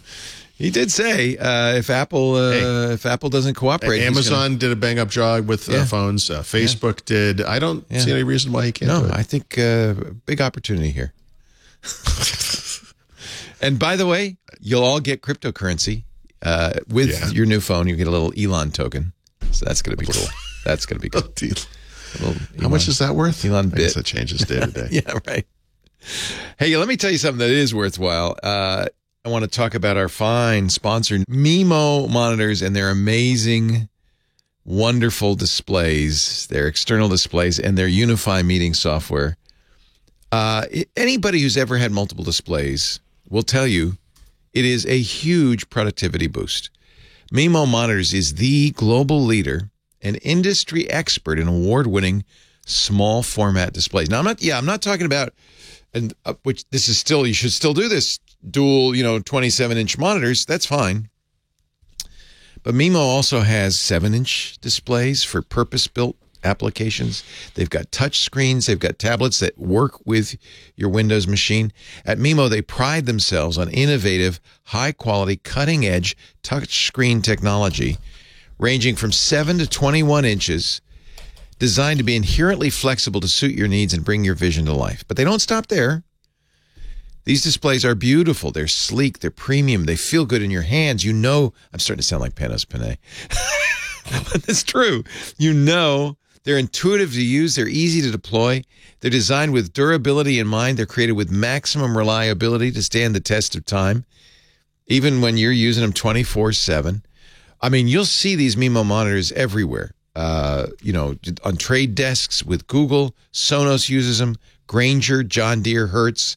Since there are many, many, many, many more big companies, these are very popular. Both the small ones for kind of purpose-built like Unify Meeting, and the big ones to give you extended display, many multiple monitors. Their monitors are designed with a solutions-focused approach. That's what's really different about this. High-value, small footprint displays. They're used for things like digital signage. They're used in conference rooms, kiosks, point of sale, education, healthcare. Museums use them, love them. Outdoors. You see, probably every day, you see multiple Mimo monitors, just don't know it. And the other thing that's great about Mimo is if you don't find the solution you're looking for, reach out to them. They will create a custom solution for you that makes sure to meet your needs. At Mimo, their touchscreens are designed with a human in mind, with a human touch. Customer service is at the forefront. You can't say that about a lot of companies these days. Their U.S.-based customer service team will always make sure that when you give them a call, they will get back to you promptly. They'll deliver a premium customer experience with a goal to exceed your expectations. And of course, and you've heard us talk about it, Mimo does this great software that works hand in hand with the Mimo monitors called Unify Meeting. It unifies this whole notion of having, I got Zoom, I got Meet, I got Teams, I don't know which I'm using day to day, pushing the buttons with one interface for all three. You solve this whole problem. And they work so well with the Mimo monitors. Just put Unify Meeting in that 7-inch. They come with the Mimo monitors. Put it in the 7-inch. Now you've got a calendar display that's always on. You have a meeting, touch that meeting. Boom, you're in the right app. Doesn't matter. You don't have to know. It does it automatically with the right interface. It's just a brilliant way to do it. This way you got your meetings. They don't take up any real estate on the screen. You get enhanced convenience. And by the way, if you want, the Zoom or the Teams or the Meet interface will launch on your bigger screen. It's just really great. Try Unify for your team at work or try it for yourself. UnifyMeeting.com, UNIFY meeting, MEETING, UnifyMeeting.com. If you go there right now and enter the code WW50, you'll get 50% off a year's subscription. Or if you like this idea, and I think you should try this, of a little extra monitor, maybe just for meetings or maybe for other things, or maybe just to extend your desktop to make a bigger display and make yourself more productive, use the code WW and get 25% off any of Mimo's displays. That's a limited time offer, you better. Or use the code WW to get 25% off of any Mimo's displays. UnifyMeeting.com. Anybody who's used multiple monitors knows that's a big improvement, but just the little one and the big one is such a great idea. I hear a deep sigh from Mr. Christine T. McVie passed away. I know. That's very sad. I have a big sigh, too. Yeah. The lead singer of Fleetwood Mac, you know her voice. Oh, yeah. They play Dreams all the time in the TV commercials now. That's her. I want to be with you every day. 79. I kind of was surprised to see that. It was older than I thought, yeah. But anyway, it's not that old. I just want to say. Sorry. It's not that old. Yeah, really sad. I know. I feel the same exact way. Really, really sad. I'm glad we actually got to see them live sometime in the past. Yeah, I've seen them several times. I saw them at a Comdex. They performed once, and that was great. In fact, Mick Fleetwood, who's the drummer? Is it John McVie or no? Mick Fleetwood is the drummer. John McVie, by the way, Christine McVie's ex. He's the bassist. So Fleetwood Mac is named after their rhythm section. They're the originals. Yep. In fact, I used to love Peter Green's Fleetwood Mac before. And they were completely different. Yeah, they were completely different band back in the day. But the best rhythm section in the business. And I remember Mick Fleetwood at this Comtex concert coming out in a special outfit that was a drum suit. I love it. And doing a whole solo of him. The guy's like 7 feet tall. He's huge. Tapping himself. Yep. Anyway, I loved Fleetwood Mac. I saw their most recent tour with Christine. I had no idea. Lindsey Buckingham was not with them, yes, right? Because of whatever. If you haven't listened to it, the most recent Lindsey Buckingham album is fantastic. He's great. Is clearly what would have been Fleetwood Mac songs. Yeah, what's interesting is that Fleetwood Mac changed dramatically when Stevie Nicks and Lindsey Buckingham joined. That's right. That's when the Rumors era. But there's also this great pre-Rumors era with Christine McVie, and her voice was so beautiful. And you know her voice, so I'm sad. Yeah, I'm very sad. Tell me lies, sweet little lies. Yeah. Tell me lies, send me sweet Anyway, lies. sorry. I just found out, so. Yeah, well, it happened kind of while we were doing the show, and I've been watching the chat room talking about it. Mastodon. Oh, I see. And that deserved a great big sigh. I understand. Speaking of sighs, you poor guy, you've been troubleshooting. Yeah. I had a one a day over the holiday weekend. Oh, God. This is why I'm quitting the radio show. I don't want to do this anymore. Well, okay. So it's interesting. On Thanksgiving morning, Brad texted me, which I know because I got a notification on my watch. So I kind of looked at it and I was like, okay. Now, you can actually answer text and stuff on the watch, but I went to go get my phone because, I'm old. And it wasn't there. And I thought, well, that's interesting. Because now it's gone, right? I can't see it anymore. And man, I could have sworn he texted me. Maybe, I looked in Teams, how else might he have contacted me? So I just texted him back and I said, hey, I don't know what happened to your message, but Pixel 7 Pro, which I got over Black Friday, and watch, right? The fact that the text message appeared on my Apple Watch should have been the clue. Back in the day, this used to be very hard. Now you can go to a website that Apple has. You can, they send you a code. It turns off iMessage. Okay, cool. So I fixed that. So Friday, I had a call with a friend, and he's like, hey, can you talk to him? I'm like, yeah. He's like, what time is good? I'm like, whatever time. And so the time came, and I'm upstairs, and I could hear my iPad ringing down in the kitchen, and I'm like, wait a minute, this call's coming in on my Pixel. Why is it on my iPad? Same problem. Every time I rings. FaceTime. It's FaceTime, iCloud integration, right? So that was easy enough. That's fine.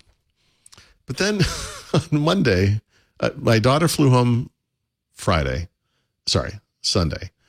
And she had test marketed this idea about getting an iPad for Christmas, and we told her that was not happening. And then Monday morning, so actually it was Sunday night, she texted me and she says, hey, my computer doesn't work now. I'm like, wow, that's a fascinating coincidence. I said, why don't you turn it off and make sure it's powered down, and then we'll look at it in the morning and we'll figure out what's up, And I was thinking, hey, she's angling to get an iPad. This is what it is. She's going to say the computer's dead. Now even the keyboard wouldn't light up. Before this, it was just the screen. And so I finally said, look, she could rent a MacBook Air from school for nothing until the semester ends, and I'll figure that out when she gets at home. So that one is still kind of unresolved. But then my brother-in-law, same brother-in-law with the Fire TV stick. Actually, this was on Saturday. He texted me and he says, hey, my computer won't start up. It's blue screening. And I'm like, all right, what's going on? So I'm like, bring it over. So he actually had a blue screen I've never seen before. It said registry error. That was the code. You usually get like a stop code and it's like numbers and letters. This just said registry error. And I'm like, I've never seen that before. So I said, you're going to have to leave it here. The thing is, like, if you want me to try to get your data off of it and back it up just in case we have to wipe it out, I'm going to have to get into your account. Are you comfortable with that? And he's like, yeah, I don't care, And so I booted into the Windows recovery environment, went to the command. I did like the stuff you do, like the startup stuff. You try to fix the startup thing. It never does anything, blah, blah, blah, whatever. But I had to type in his password. So I'm like, what's your password? And he's like, I don't have a He goes, I don't think I have a password. I'm like, seriously. So I just hit enter and it worked. And I'm like, all right, so after we fix this, we're going to discuss the password thing. Like, are you kidding me? So the thing that was interesting about that was I had to use the command line, because you can bring up a command line in the recovery environment, to see if I could get on the drive, which I could, see if I could see the data, which I could, and then back it up to an external drive, which I could. But of course, I had to Google this because who uses Xcopy in 2022? But this is a way you can actually copy entire directory structures. Yeah, it's really good. Right? Yeah. You got to know this. This is important. But it's like a muscle memory thing. Like, I haven't used this in a long time. So it was actually kind of interesting. It's amazing that it's still in Windows, actually. Oh, and it works great. It's great. Like, it works great. And by the way, as a Linux guy, there is nothing more enjoyable, really. It's funny how old school this is. To see file names flying by in a window like that, I love that. That's how file copy should always be. It's really nice. So I was able to get that done. I was pretty happy with that. I didn't fix the computer yet. He's told me to wait on that one, but this is interesting because I'm just about to write the the chapter in the book about the Windows recovery environment. It's also something extremely satisfying if your brother-in-law is looking over your shoulder. When you say, well, let me just start up the command line here, you type some obscure code, things and he's start like, flying. what the hell are you doing? And it's like, boom, boom, boom, boom. And he's like, whoa. I'm a hacker. I'm elite. Yeah. Right. I have no idea what I'm doing, really. But anyway, I can Google, so that works. So it's just been kind of a weird thing. But here's that there's something wrong with the 12th gen Intel chipsets. I've been saying this, right? Intel chipset. And I think when it first arrived, I put Brave on it like I put on all my browsers. On all my computers, I had the same problem. I've been using Microsoft Edge, which is another Chromium-based browser, because I have to write about it for the book. I've been having the same problem. And I'm pretty much done on this computer with it. So I'm like, I'm going to go back to Brave. I can't wait to go back to Brave. And, the problem's actually worse than Brave, as it turns out. And this is a problem because I do things like this show on this laptop now, or I recorded 3 episodes of Hands on Windows yesterday with Benito. And I want this thing to work, So today, 2 things, 2 data points here. I've not had this problem on AMD-based laptops, just saying, ever, not once. And today I installed Firefox, and guess what didn't happen? I didn't have the problem I've been having with these other browsers. Firefox, of course, is based on its own rendering engine.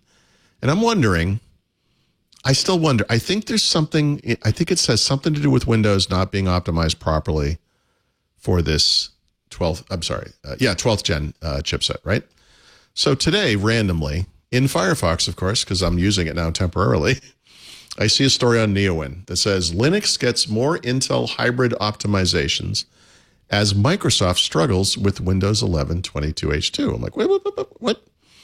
And they have a quote from this guy from Intel back at Intel Architecture Day 2021. They shared the design of this new hybrid architecture, and they said at the time that Windows 11 was optimized in a way to best take advantage of this hybrid architecture. And it has a new thread director technology that helps with task scheduling. And then it says, early testing confirmed this was indeed the case. And even a thing where they did like a limited test or limited run benefited as well. So that kind of optimizing for this new, it also says the gaming performance issue. Remember, we know about that one. And Microsoft apparently just fixed that with this preview update I talked about at the top of the show.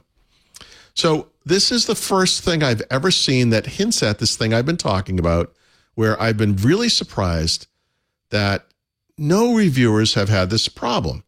And I don't mean to disparage everybody who reviews laptops, but I think these people, by and large, rely on benchmarks, where, of course, the Intel thing will do fine. And I don't think they use these things in the real world for a long period of time like I do.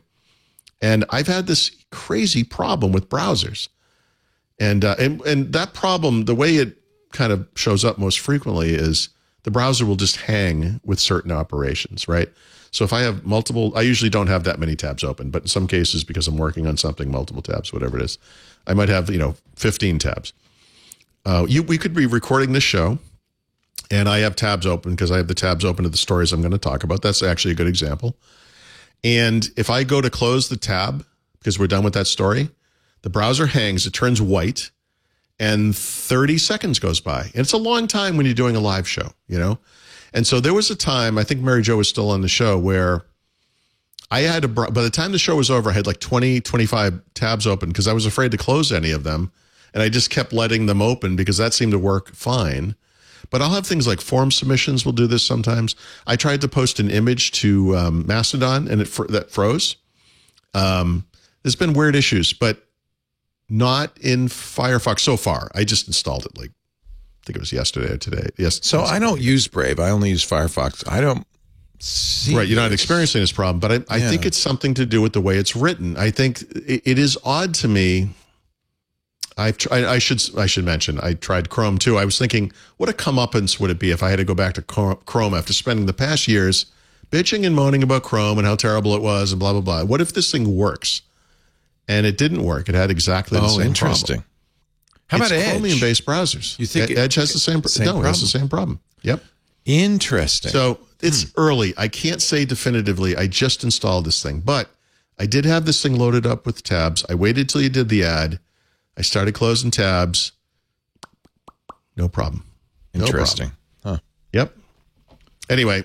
I do like Firefox. I think it's hysterical. Well, I normally, I love Brave, but I got to, I need to get, life has to continue here. Like I have to work, I have to get stuff done. So we'll see. The problem is almost impossible to figure out what's going wrong. I mean, it's just such a complex environment. Yep. Anyway, it's bad. This is a bad problem. So no one else is talking. And you think it's the 12th gen Intel? It is absolutely the 12th. I can load this stuff up on an 11th gen system, no problems at all. In fact, that's what happened in Mexico. I brought 2 laptops there. When we did the shows from Mexico, I used my old laptop, the one I left there, with 11th gen system, because it just works fine. Works fine. Interesting. I really think there's something wrong. I think the terms they were using in that NeoWin article with scheduling threads and whatever, I don't think the optimization for this Alder Lake thing, which is I think is the 12th gen. I hope it is. I believe that is.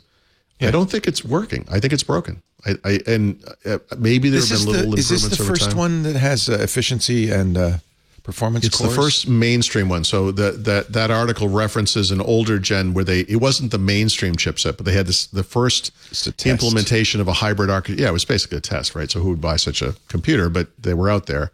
Now it's everywhere. Yeah, we all have This is the thing I talk about. We went from U and H series to U, P, and H series. We went from U being the mainstream chipset to P being the mainstream chipset, which is brand new. 28 watt, completely different thing. Efficiency and performance cores, like we see on ARM, et cetera, et cetera. This is a different architecture. Windows has been optimized for the core architecture. When did the first, it was the Core Solo and Core Duo chipset. When did those come out? That was over, it was probably 15 years ago, right? Forever. Yeah, something like that, a long time ago. So, it was what came after the Pentium. I don't remember. It was a long time ago. Look, we figured that system out. Windows will run like magic on those. But I don't think it's working on this thing. There's something wrong with it. I have an H, the i5 12500H. But like I said, I only use Firefox. So is it tied to a discrete graphics card of some kind? It must be. Yeah, it's a Dell, so it's using the Iris. That's usually why you get that. Iris. Yeah. Okay. I don't know. Interesting. Yeah, I wouldn't be surprised. I mean, these things are difficult. Right. And it's, it sounds absolutely could be a switching issue or a race condition between two. I want to write it. I've written about it. So what I want to write is an article that says, like, I solved this. And the truth, I have to figure it out. So it's a very hard thing. I might never be able to say it definitively. What I would like to happen is that some month Microsoft ships some random cumulative update that they never explain that it does this, and it actually fixes this problem. And that would be fine too. I don't care. I just want it to go away. But it's a huge problem. And I'm like I said, I'm blown away. I look for it. I've never seen anyone who reviews laptops say, something's not right here. And it kind of freaks me out because I don't like I don't want to be the outlier guy. Like I'm not a conspiracy theory idiot or whatever. Like but I'm seeing this thing again and again and again, and it's kind of freaking me out. Anyway. All right. So I have two troubleshooting things related to Mastodon I'd like to ask you about, although I will preface this by saying I solved one of these problems since I wrote the notes. And I should mention Intel Core came out 16 years ago. 16 years ago. Yeah. Okay. Nehalem. That's right. Because it was, they bought an Israeli company that designs. Yeah. The first two were Merom and Penryn. I don't remember those at all, but Nehalem, West I want to say Ivy Bridge. There was a MacBook, like a white MacBook that was used an Intel Core Solo chip, I think. Yeah, probably. So this was like a single core, if you can believe that. And then, of course, they settled on dual core for a very long time. And then it went to quad core. They still call it Core, by the way. I'm looking at my system properties on my Windows machine. It's still Intel Core. Well, because they're trying to maintain a sense of continuation, right? The name you know and trust. Yeah, you need to move on. Let's call it Celeron, something we like even better. Celery. All right, Mastodon advice. Okay, so ready. The one I figured out was notification sounds. So those are so annoying. Yes. Yeah, incredibly annoying. So the problem is there's a main settings interface where there's a notifications part to it, and it has nothing with sound. Yeah. But when you're in notifications, there's a little setting graphic. There, you click on that, it expands, and then you can turn off sounds.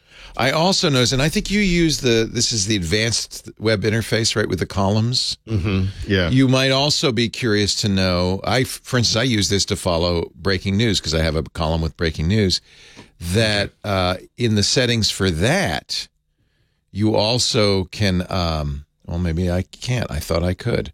There's also notifications set. Oh, no, I know where it is. It's in the notifications column. It is a little busy, if you use the advanced web interface, but that's because you're advanced. This is basically TweetDeck. Gotcha. But I like it because you can follow all the the hashtags you want.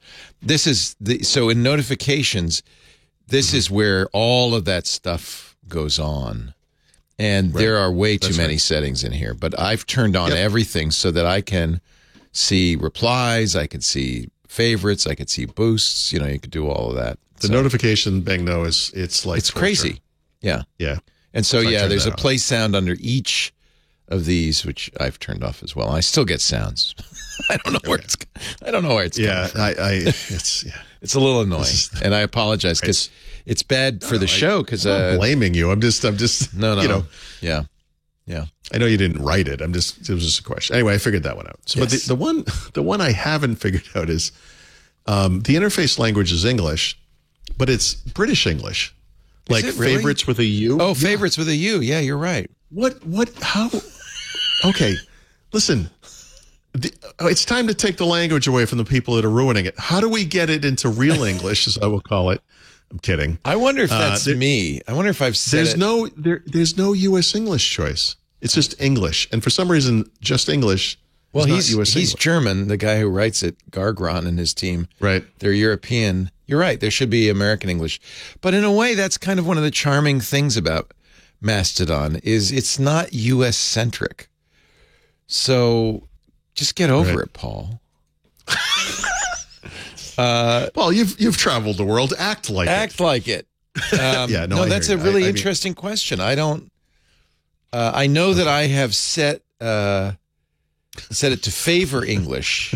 Listen, I'm sorry. I'm if I'm being ignorant, I do this all the time with you. It's taken. Paul, how do you get the start menu on the left again? I do this. Well, all I'm the time ignorant with in you. a broader sense. Like I'm not. I don't mean to be. I'm not trying. I'm trying to make it funny, not real ignorant about English. But I mean, it's surprising. It should be to a me setting. Yeah, it should be a setting, and I feel like it is a setting. I know I've seen languages somewhere. This is my personal preferences. Oh yeah, you're right. English doesn't say American English. Yeah, it just says English. If I see one frickin' Celsius thing in here, I'm going to lose it. I can tell you that. You're gonna, man. You're gonna. No, it's okay. That's interesting. And then this is the other thing. You could filter languages in the public timeline. So I don't. Part of the problem is for me as a moderator, I don't want to filter. I want to see everything. Right. But then if something is in Urdu, I can't understand what they're saying anyway. They could be saying horrific stuff. So, which is just a pro tip for you guys out there. If you want to screw around with Mastodon, do it in Urdu. Use Urdu. Yeah. Yeah. Because Leo will never know. There is, I believe, in the preview chain of updates that at some point they're going to put auto translation in, which would be very helpful there you go. for That's great. Us administrators. And maybe they'll allow you to translate favorite into favorite. Yeah, lots of extra use in this version of the language, you know. Why do you? I mean, generally, you just got there, so it's probably unfair to ask you. Yeah. This is just early. You know, this is just the things I've noticed. Yeah, I really like it. I really feel so. Too. And then when I go back to Twitter to just check, it just feels weird to me. There's still all of that anger and stuff going on, and I just like the friendliness of Mastodon. We are at twit.social. If you don't have to be on twit.social to follow me or Paul or anybody. You can follow anybody on any Mastodon server from any other Mastodon server. And ours is getting a little, it's starting to push I know what's at the happening. seams. I'm going to use a version of this joke every week now. You're starting to become big Mastodon. Big Mastodon. I want to be big Mastodon. I want to be little Mastodon. Yep. So I think we're about 6,000 users right now, which is what I've paid for. At some point, I'm going to have to either pay more or shut the doors. But it's fun. I really like it, and I don't miss Twitter at all, frankly. It'll be interesting to see what happens over there on the other side, but I don't. Yeah. I don't. Well, maybe they'll get their stuff together. It's nice not to have a dog in that hunt. Do you know what I mean? Yeah, totally. Yeah. On we go. Speaking of hunting, let's talk, believe it or not, Paul is if you follow Paul on Instagram, you notice he has music night every week. He and his wife will sit down, they'll listen to an album. Yeah. Wow. You're a music fan. Yeah.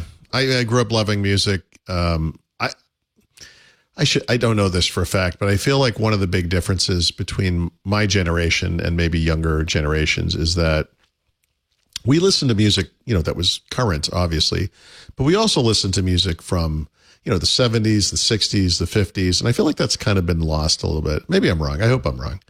But we love music from almost all eras, I would say, or all eras, I guess. As our kids have gotten older, we've found music through them, which is very interesting. My daughter, before she went to college, would be downstairs taking a shower, cranking this music through her Sonos speaker down there. And there was one song I would hear, and I finally went down there and I said, what is that song? And it was like a song by Zayn, who used to be in One Direction. Oh boy. Who I used to make fun of because that was my daughter's favorite band at the time. And I called them One Dimension. So I'm not close to new music, or whatever. But anyway, I was fascinated, like a lot of people, when Peter Jackson did the Get Back documentary last year. Oh yeah. Wow. This year, Giles Martin, the son of George Martin, remixed yet again. They've been various remixes of the Beatles album, but he remixed Revolver using the technology that Peter Jackson's company created for Get Back, which separates discrete parts of audio into their own tracks, right? So 4-track recording was the norm back at that time. That's what they had. And if you needed more than 4 things going on at once, those things all had to be on one track. and then you could kind of fake multi-track recording by putting 4 tracks together, adding it as one track to another 4-track recording, and the sound quality goes down, et cetera, et cetera. And they've actually figured out a way to pull out all the discrete voices and instruments, which is astonishing. And in fact, it's actually better than that, because there's one description I heard was that every part of Ringo Starr's drum is its own track now. So every time you hit a different drum head or whatever, or cymbal or whatever, those are all been pulled out, and they're all discrete, and they're perfect. Like, they sound perfect. It was just one of the best descriptions I've ever heard. I don't know who said this. Said it would be like handing someone a cake, and then an hour later they come back with 3 eggs, a cup of sugar, a cup of flour, and whatever other ingredients. And they're like, here you go. Here. And it's like, that's impossible. You can remake it. But they've done it, right? It is amazing, isn't it? And I didn't, by the way, I listened to Revolver before I knew that. And I was just baffled. I thought, wow, this sounds so good. Yeah. Because the way the Beatles worked, they only had a 4-track, I think. It might have had an 8-track, but I think they only had 4 tracks. It was 4. So if they wanted to do more than 4 tracks, they had to do something called bounce them. So you would record an organ and record, you'd fill 3 of the 4 tracks with organ, guitar, and drum. And then you'd bounce it all down to the 4th track. And then that 4th track has the 3, but they're all mixed together, and now you have 3. But every time you do that, you lose quality, and you also echo and bleed through. Yeah, but on these machines, these are very high. They're running them at high speed. Yeah, they're good quality. So yes, you always lose a generation, but the problem is to remix that is impossible. You can't unmix the last 4 tracks. And if they made bad decisions, which they often did with the Beatles, you would have everything kind of tilted to one side, and one thing would be over on the right or whatever. Right. The best example, I wrote this in the article I wrote about this, but as a big fan of Van Halen, if you go back and listen to their first 2 albums, Eddie Van Halen is on one side and the rest of the band is on the other side. And it is awful. It's like the most awful mix. And I learned, this is probably obvious if you're into music. I just learned this literally this past month. When you go see a band live, it's mono. And the reason it's mono is it has to sound the same no matter where you're sitting. You can't have a lot of the Beatles albums suffered from this kind of a problem. So there have been remixed versions of these albums that George Martin and then Giles Martin and now just Giles Martin have worked on. I think they're going to do the whole catalog over this. I think they are. It started with the Vegas Cirque du Soleil show. That's Love. Right, Love. That's right. Which is the most amazing thing. If you've never seen it. It's great. The sound is perfect. Of course, it's a wonderful show, but it's all remixed, and you hear the songs as if you've never heard them before, and they're beautiful. What this is to me is the promise of phones or whatever, but just with like a Sonos system like we have, there's these songs, even in the car, they sound great. But I mean, with like Eleanor Rigby, which is a full orchestra, incredible. You get individual violins going at different. Vum, vum, vum, vum, and it's like, oh my God, it's in space. You can in that theater, which was purpose built for Love. There's speakers all around you, including behind in your seat, and so they're able to completely spatialize it, and it's in the round, so everybody gets an. It's an amazing. It's totally worth seeing. Oh, we've gone back twice now. We loved it. Yeah. This album, I've listened to this album like repeatedly, and there's all these like not really outtakes, but like different versions of songs. One of the most like the silliest Beatles songs of all time, like Yellow Submarine, began as a sad kind of a dirge song, which John Lennon's singing it, by the way, and it's like in the town where I was born. It was so weird hearing that, and it's like, oh my God, those alternate takes. It wasn't even rumored that this had ever happened. Yeah. Like no one even talked about this. Yeah. And this is, I go back and forth with Rubber Soul, but this is possibly their best album. Revolver's when they became the Beatles. They stopped being the 4 mop tops from Liverpool. Yeah. They went from being one dimension to Zayn. They also, this was the point where they knew they weren't going to be touring anymore, right? So they were like, we're going to make the music we want to. First of all, we hate touring, but the music we're making is the music we want to make is too complicated. We'll never have to make this live for 4 people to stand on a stage and make it, right? So it's an interesting kind of synthesis of technology, right? which is what we really talk about most of the time here, and music, which I also love, and not just like doing it because we can, but doing it because we want it to be as good as it can be. And this is, this is astonishing. Like, it's astonishing. Yeah. It's just awesome. It's awesome. And if you've never listened to this kind of thing, or you don't really know that much about the Beatles, maybe, which, you're human, that's impossible. But do check this thing out. It's just so good. It's also mind-boggling. The ability that Apple Records has had to force me to buy new copies of those songs multiple times. The only thing I bought more often than different versions of Beatle music is different versions of Star Wars movies. Yes, I absolutely. It's unbelievable. 100%. I mean, I bought them when they came out. I bought them. We literally, in the past year, bought the remixed version of Let It Be. Oh yeah, the new out. That's because I think we're hitting the 50th anniversary type of things, and we're getting. I have all of them. Everyone do that again now too. I love them, and it's always wonderful because, I thought after 1970 we were never going to hear new Beatles music, but when you're getting these outtakes, you're hearing it with a fresh ear. You're really hearing something different. You're hearing that's why Get Back is so incredible to watch them. It's amazing. Get Back, it's funny. I feel like there are two responses to Get Back. There's the people who are sitting there like, man, this is really long. And there are people like me who are like, I could watch this for the rest of my life. I've rewatched it. Yeah, I have too. And there's more of it, right? Eventually there's going to be a longer, there's more of it. The technology Peter Jackson came up with, because the film wasn't shot for their dialogue, it was shot for the music. So they never recorded the dialogue. So the technology he used is mind-blowing. Yeah, they pulled it out. Yeah. Well, it's like that scene where John and in the teapot, Paul are and they have a microphone, and like they're purposely hiding their voices, and they can, because I think George had left temporarily, and they're like, what are we going to do? And it's this private conversation, which both camps, Paul's still alive, obviously. And it's this, what it reveals is that these guys loved each other and still cared. And the original Let It Be documentary, or whatever it was called, I think it was Let It Be, made it look like this was why the band broke up. Yep. And what you find out is like, no, these guys were totally cohesive, collaborating. He invents Let It Be on the spot. Like, you see it. What the, like, it's amazing. Incredible. He's just and then he nails doodling around on the piano. He just sings it like, it's like that song and Eleanor Rigby are basically just Paul McCartney. Like, it's let's just be honest. And dear God, is there a more talented person on earth? It's really amazing than this guy. I mean, but all of them, and even Paul, John at the time was deeply into his heroin addiction.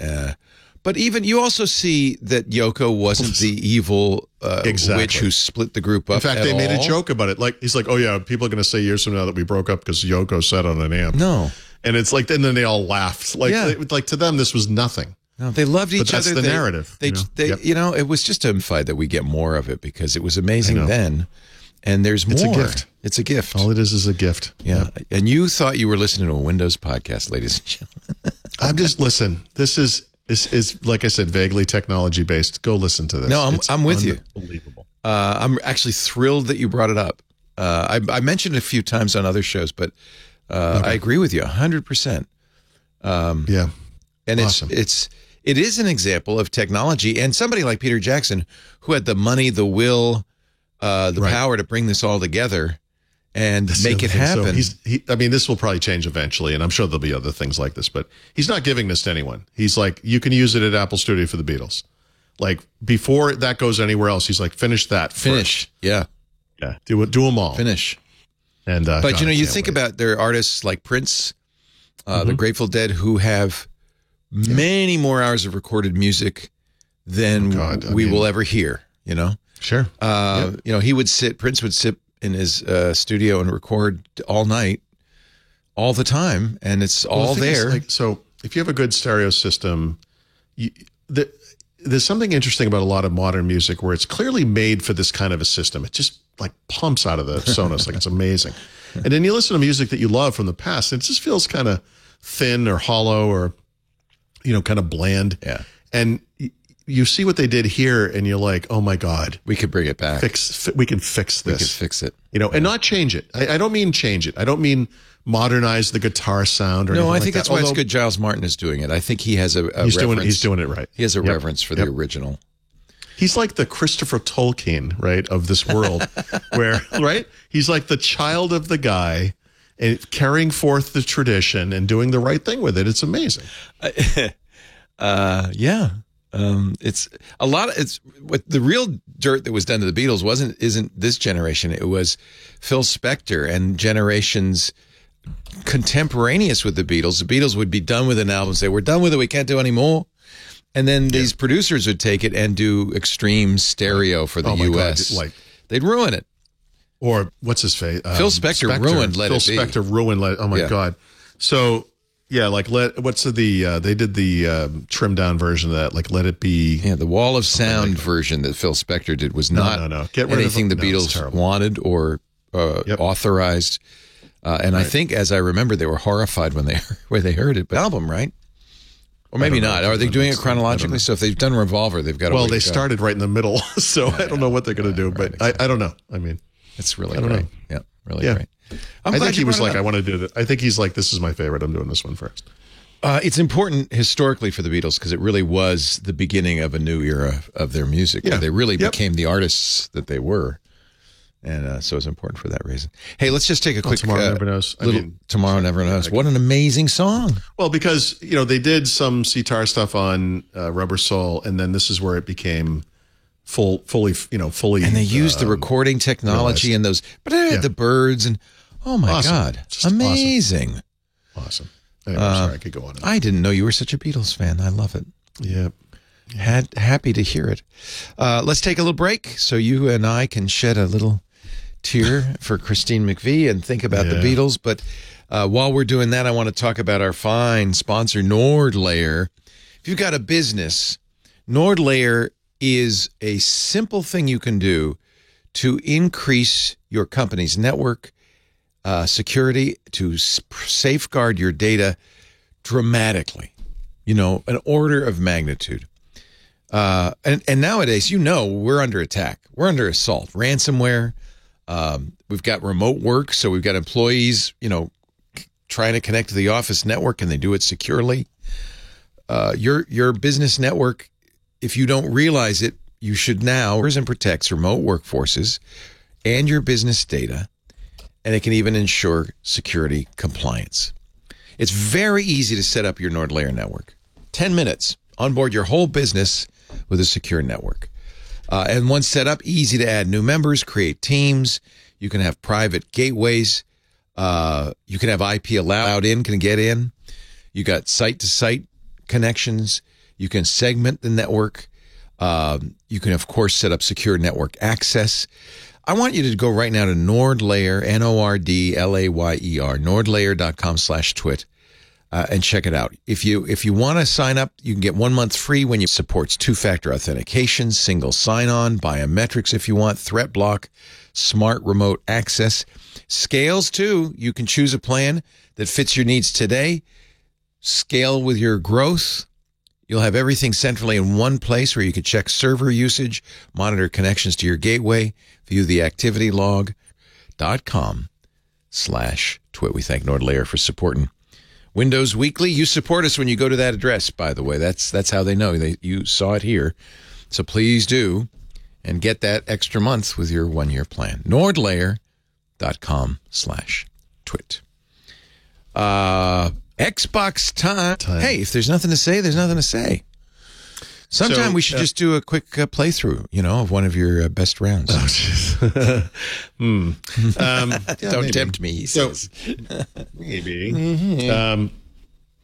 This week in what Phil Spencer said, although this one's rumored, is that Microsoft has gone to the European Commission and said, look, we will promise to release new Call of Duty on PlayStation for at least 10 years.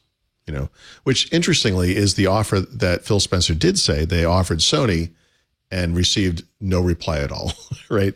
Which, kind of makes sense because Sony's fighting them publicly and wants this not to happen.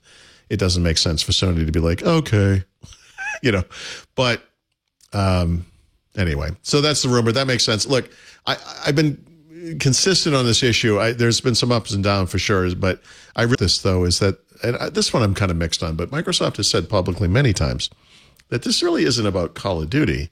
It's about mobile, right? That the one place Microsoft doesn't have much of a position in the gaming world because they're on PCs, obviously, and they're on Xbox is, or console, is mobile. And Activision has an incredible mobile play. They own a lot of studios that do mobile, like they own King that does the Candy Crush and so forth. So it'd be kind of funny after all this was said and done, Microsoft could just kind of rub its hands and be like, oh, thanks for all this stupid stuff about Call of Duty.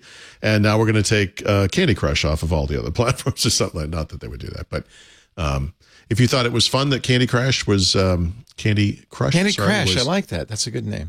was bundled on Windows 10 when it first came out. It could be coming back because it's going to be owned by Microsoft soon if everything goes well. Wow. Yeah, we'll see. Wow. That's kind of a shocker. Yeah. The other bit, speaking of shockers, the other bit of news is we know what's going to be released to Games with Gold in December. We know earlier this year they switched from 4 games a month to 2 games a month. So now what we get is 2 Xbox One games each month. I saw an excellent headline. I apologize. I don't remember if it was Gizmodo or one of those sites, but it said something like, Microsoft announces 2 games for Games with Gold, and no, we haven't heard of them either, which I was like, perfect. The 2 games are called Colt Canyon and Bladed Fury. Honestly, Colt Canyon looks like a lot of fun. That looks like a great game. It's kind of a top-down 2D 8-bit looking kind of shooter, or well, not shooter, maybe it's more of an adventure action game or whatever.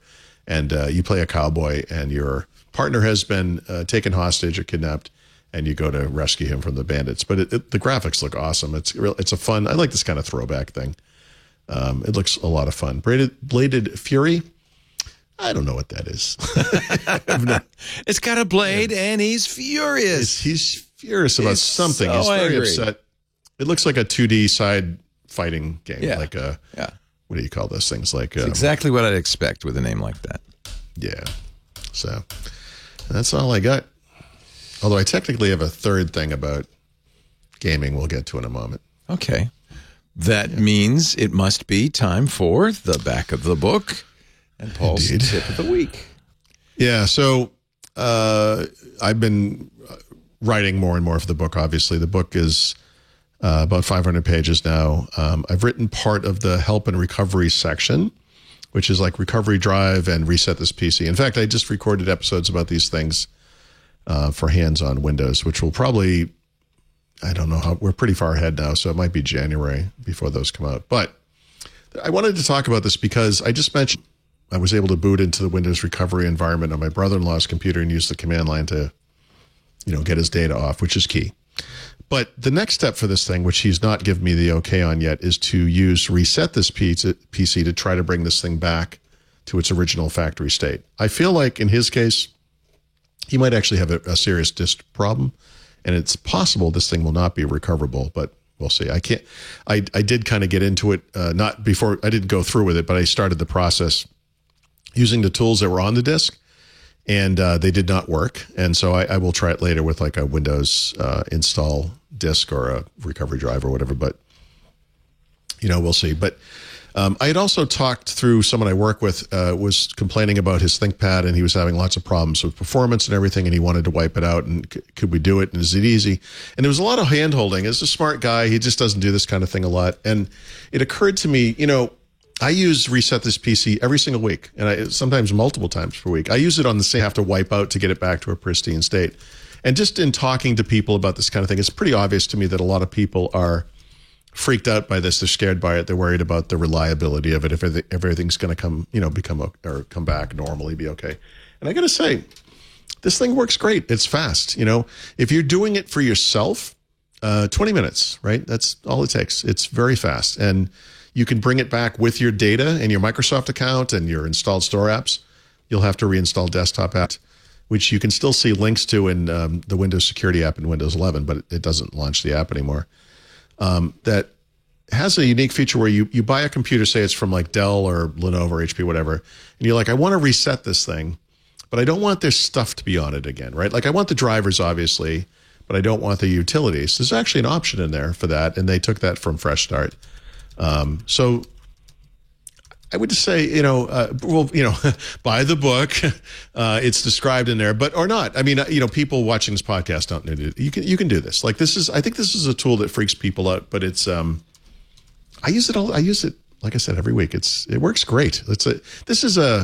It's destructive, but reliable, I guess would be the way. Use it on the same machine every week or just different machines?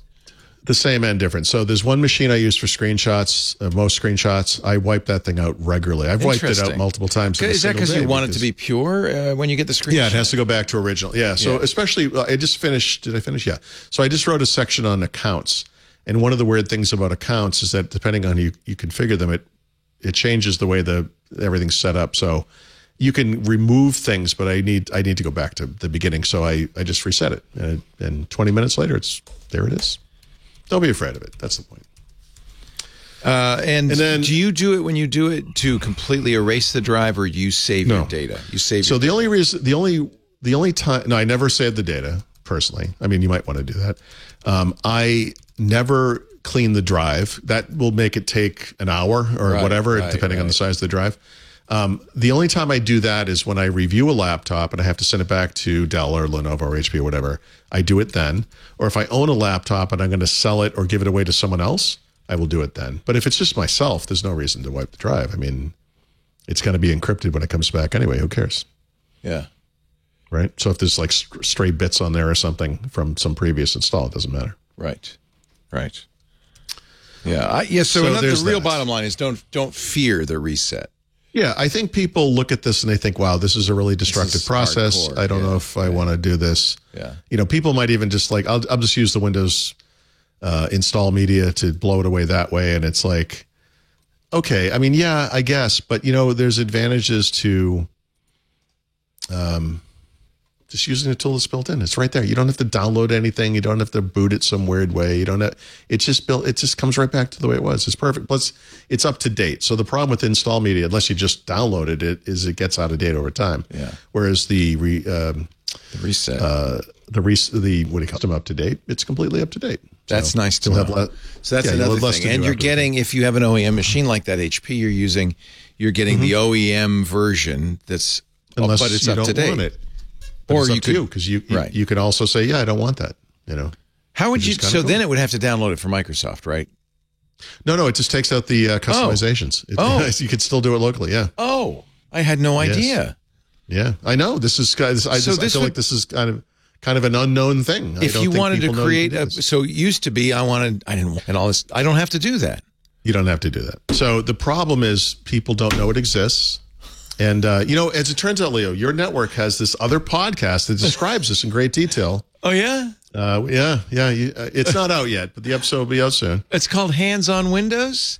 I think so. Oh, my God. It sounds. I am going to watch. Like so is it in the menu command? Like you do reset this PC and there's a choice that says, don't use. There's two choices. The OEM It doesn't version? say, so that's the problem with it. So you get a unique choice. So there's two main choices. You're going to refresh it or reset it. Right. They don't call it that, but it's keep my files or don't keep my files. Right. One is refresh, one is reset. Both of them have a unique capability. When you reset it, the unique capability is it will allow you, if you want to, clean the drive. If you refresh, it's not worded very well. That's the problem. Okay. What it means is the unique option is do not come back with all of the OEM stuff.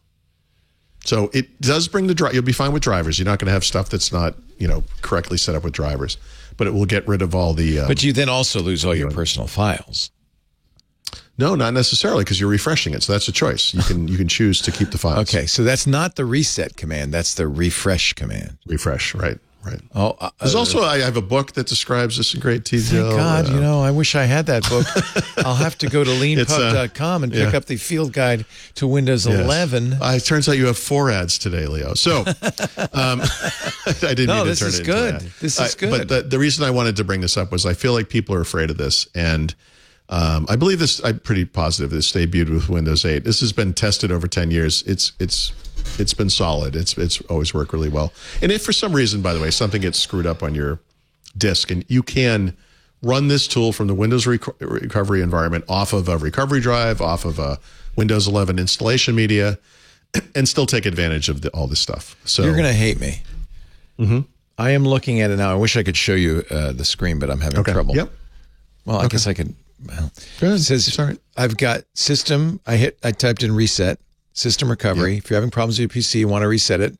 These recovery options might help.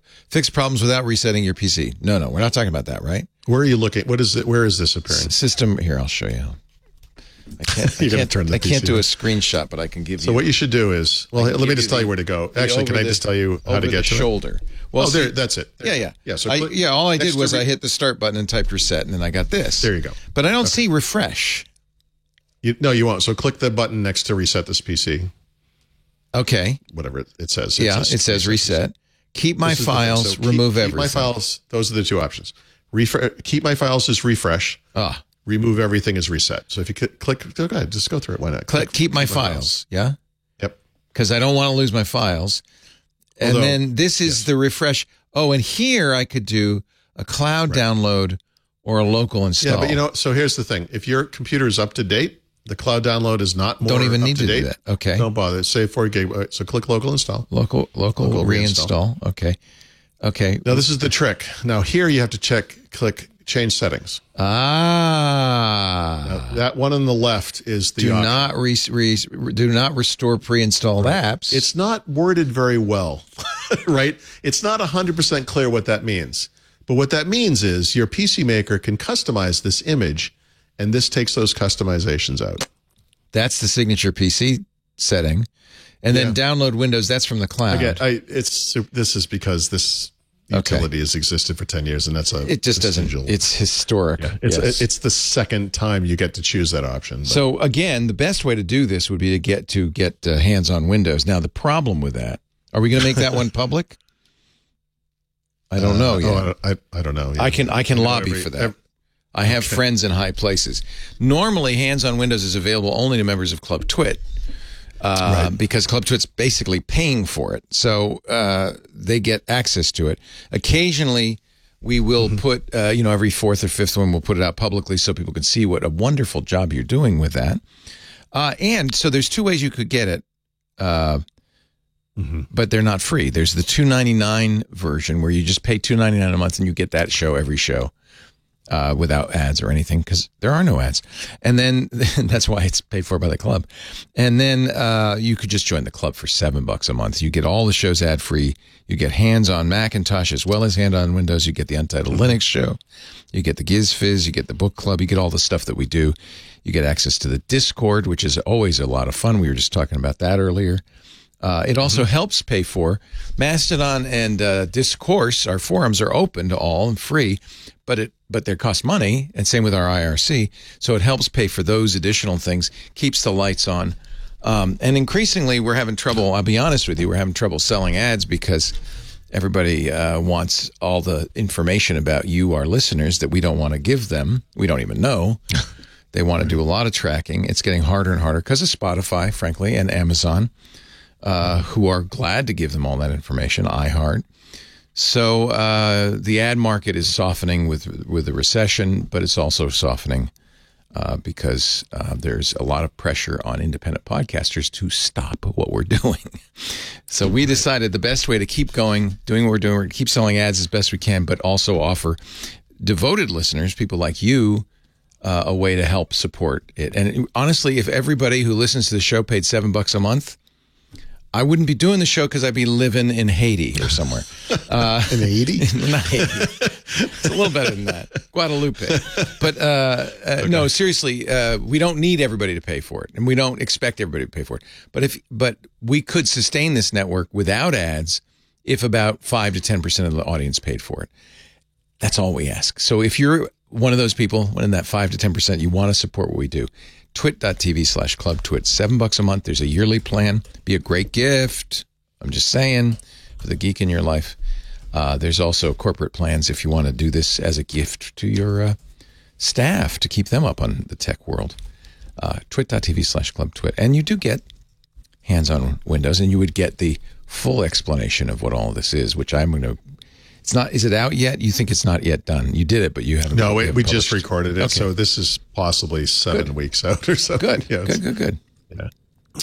Yeah. Oh, you're that far ahead? Wow.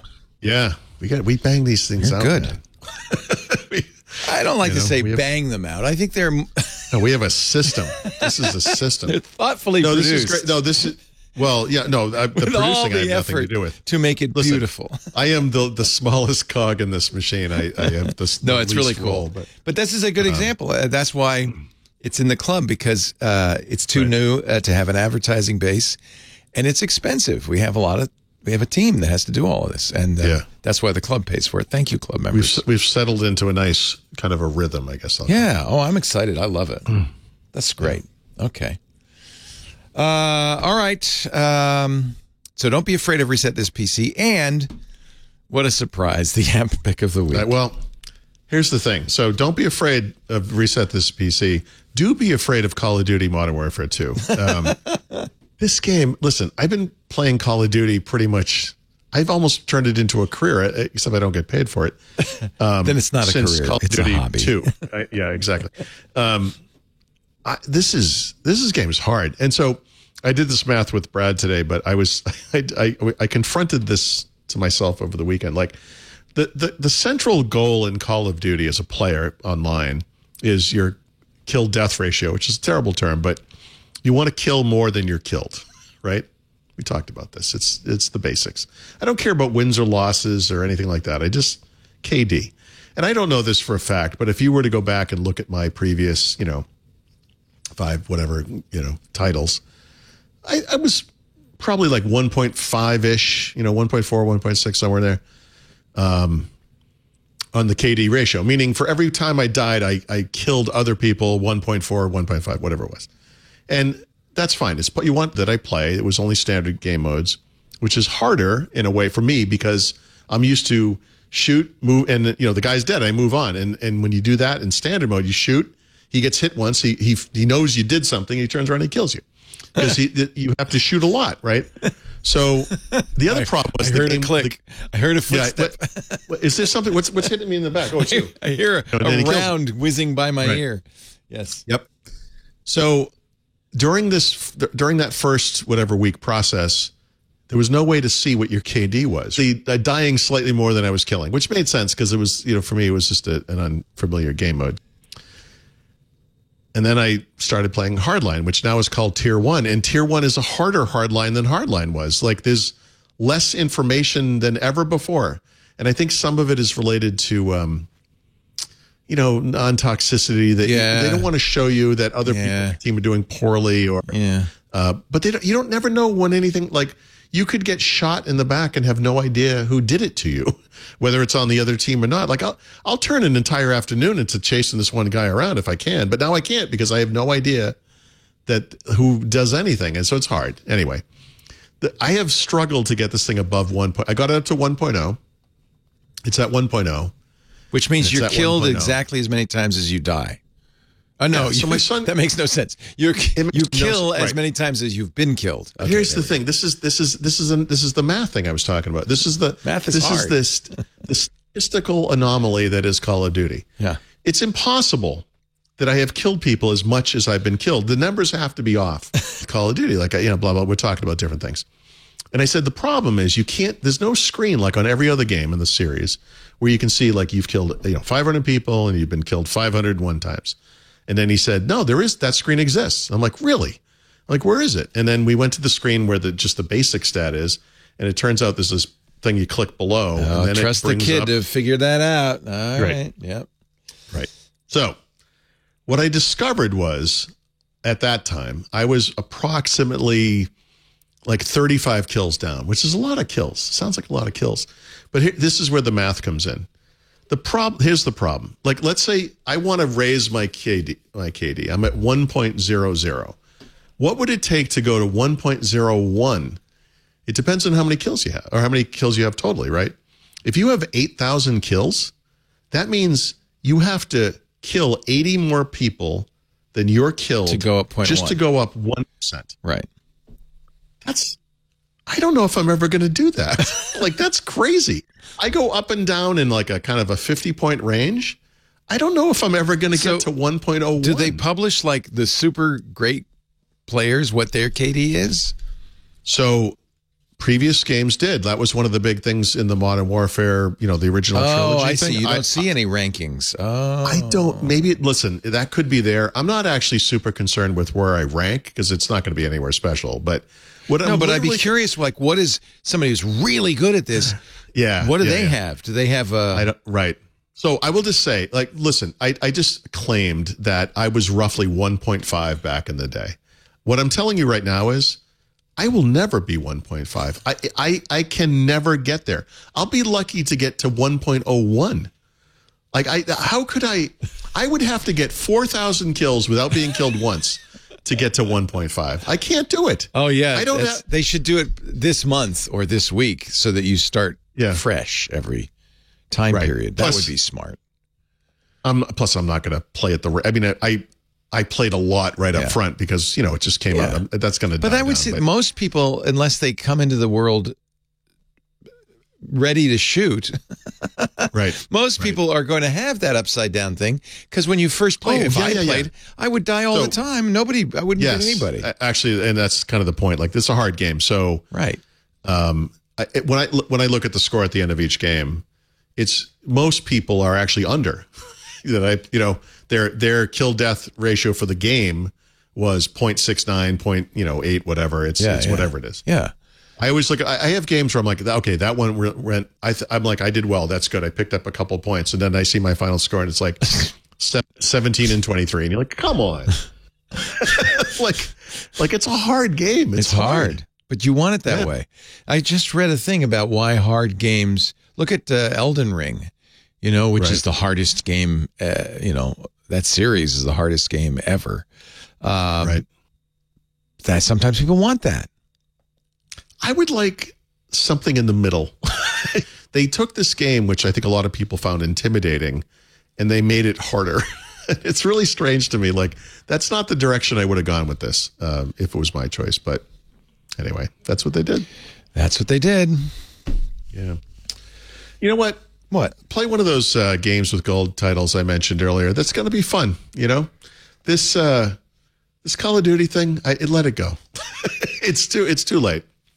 Don't even think about it. Don't buy it on sale. Don't do it. It's just, if you haven't been doing this all along, you'll never figure it out now. I can barely figure it out. I've been playing the damn thing for 15 years. I'm going to pass along a breaking news story that we will be covering, I'm sure, on maybe tomorrow on Tech News Weekly or on Sunday on Twit. But there has been another LastPass breach, according to Michael Cann, writing at PC Magazine. This time, customer data is affected. The hacker, according to LastPass, used information obtained in the August breach to gain, this is LastPass, quote, certain elements of our customers' information. What data was stolen remains unclear, but LastPass customers use. So your data is still encrypted, but something to pay attention to. Since I know a lot of you, our audience, because LastPass was for so long a sponsor on our shows, use LastPass. We still use it the enterprise version here. So passing that along, it's hard to tell what the severity is, but this is just breaking now from PC Magazine. Oh, well. Thank you, Mr. Paul Thurrott. Thank you. For a greater than ever Windows Weekly. This was what I call making lemonade. It's also longer than ever. We almost were 2 hours and 40 minutes. That's good. Sure. I like it. Keep up the good work. See, we don't need any news to talk. Paul Thurrott is at Thurrott.com, THURROTT.com, and definitely you're going to want to join the premium Paul Thurrott stuff because you're publishing really good stuff. In fact, that whole Revolver discussion was under the premium tier, so well worth subscribing. I do. Paul's newest book is the Field Guide to Windows 11, but here's some really good news. It includes the Field Guide to Windows 10, so you get two books in one when you go to leanpub.com and pay what you wish. I suggest paying the most possible. That way, sorry to interrupt, but people have been pretty good about that. I bet they have. I think that's a have good actually system. paid it. Yeah, it's nice. Like I get emails sometimes. Someone bought the book, and it's like, man, you didn't have to spend that much, but it's nice. No, they care and they appreciate it, and it's a very valuable book to have. So go to Lean UTC. Please stop by. Watch us do it live if you want. Live.twit.tv. People chat when they're watching live at irc.twit.tv. There's always good conversations going on there. Or in our Discord if you're a member of Club Twit. And now I have to say we're starting to get people talking in the Mastodon as well about the show, which is fantastic. That's twit.social, but don't tell anybody. It's a secret. Just for you. Okay. Just for you. We've talked about it a lot.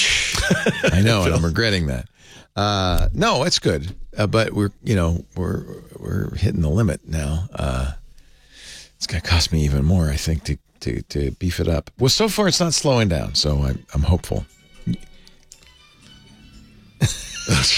What is that? I don't know. Lisa just popped her head in and started playing music.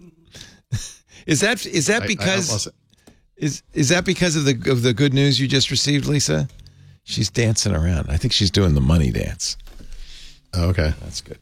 That wasn't just Rick Astley, was it? What was it was. She did. She rickrolled us. Yeah.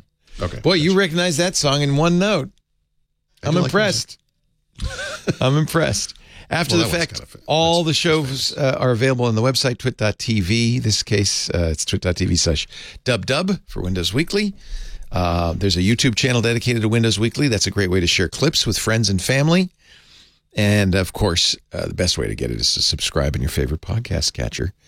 People use Pocket Casts, Apple Podcasts, Google Podcasts, all kinds. Please go ahead. Actually, Pocket Casts just, as many do, Spotify does this too, had like their here's your year-end listening habits. Yeah, I got that. A lot of people said Windows Weekly was #1 on that chart. So thank you. I've gotten a few messages about that. Thank you. Thanks, Paul. Have a great week. See you in December for week A of Windows Weekly. That's right. That's exactly right. Bye-bye. If you are looking for a midweek update on the week's tech news, I got to tell you, you got to check out Tech News Weekly. See, it's all kind of built in there with the title. You get to learn about the news in tech that matters. Every Thursday, Jason Howell and I talk to the people making and breaking the tech news, get their insights and their interesting stories. It's a great show to check out. twit.tv/TNW.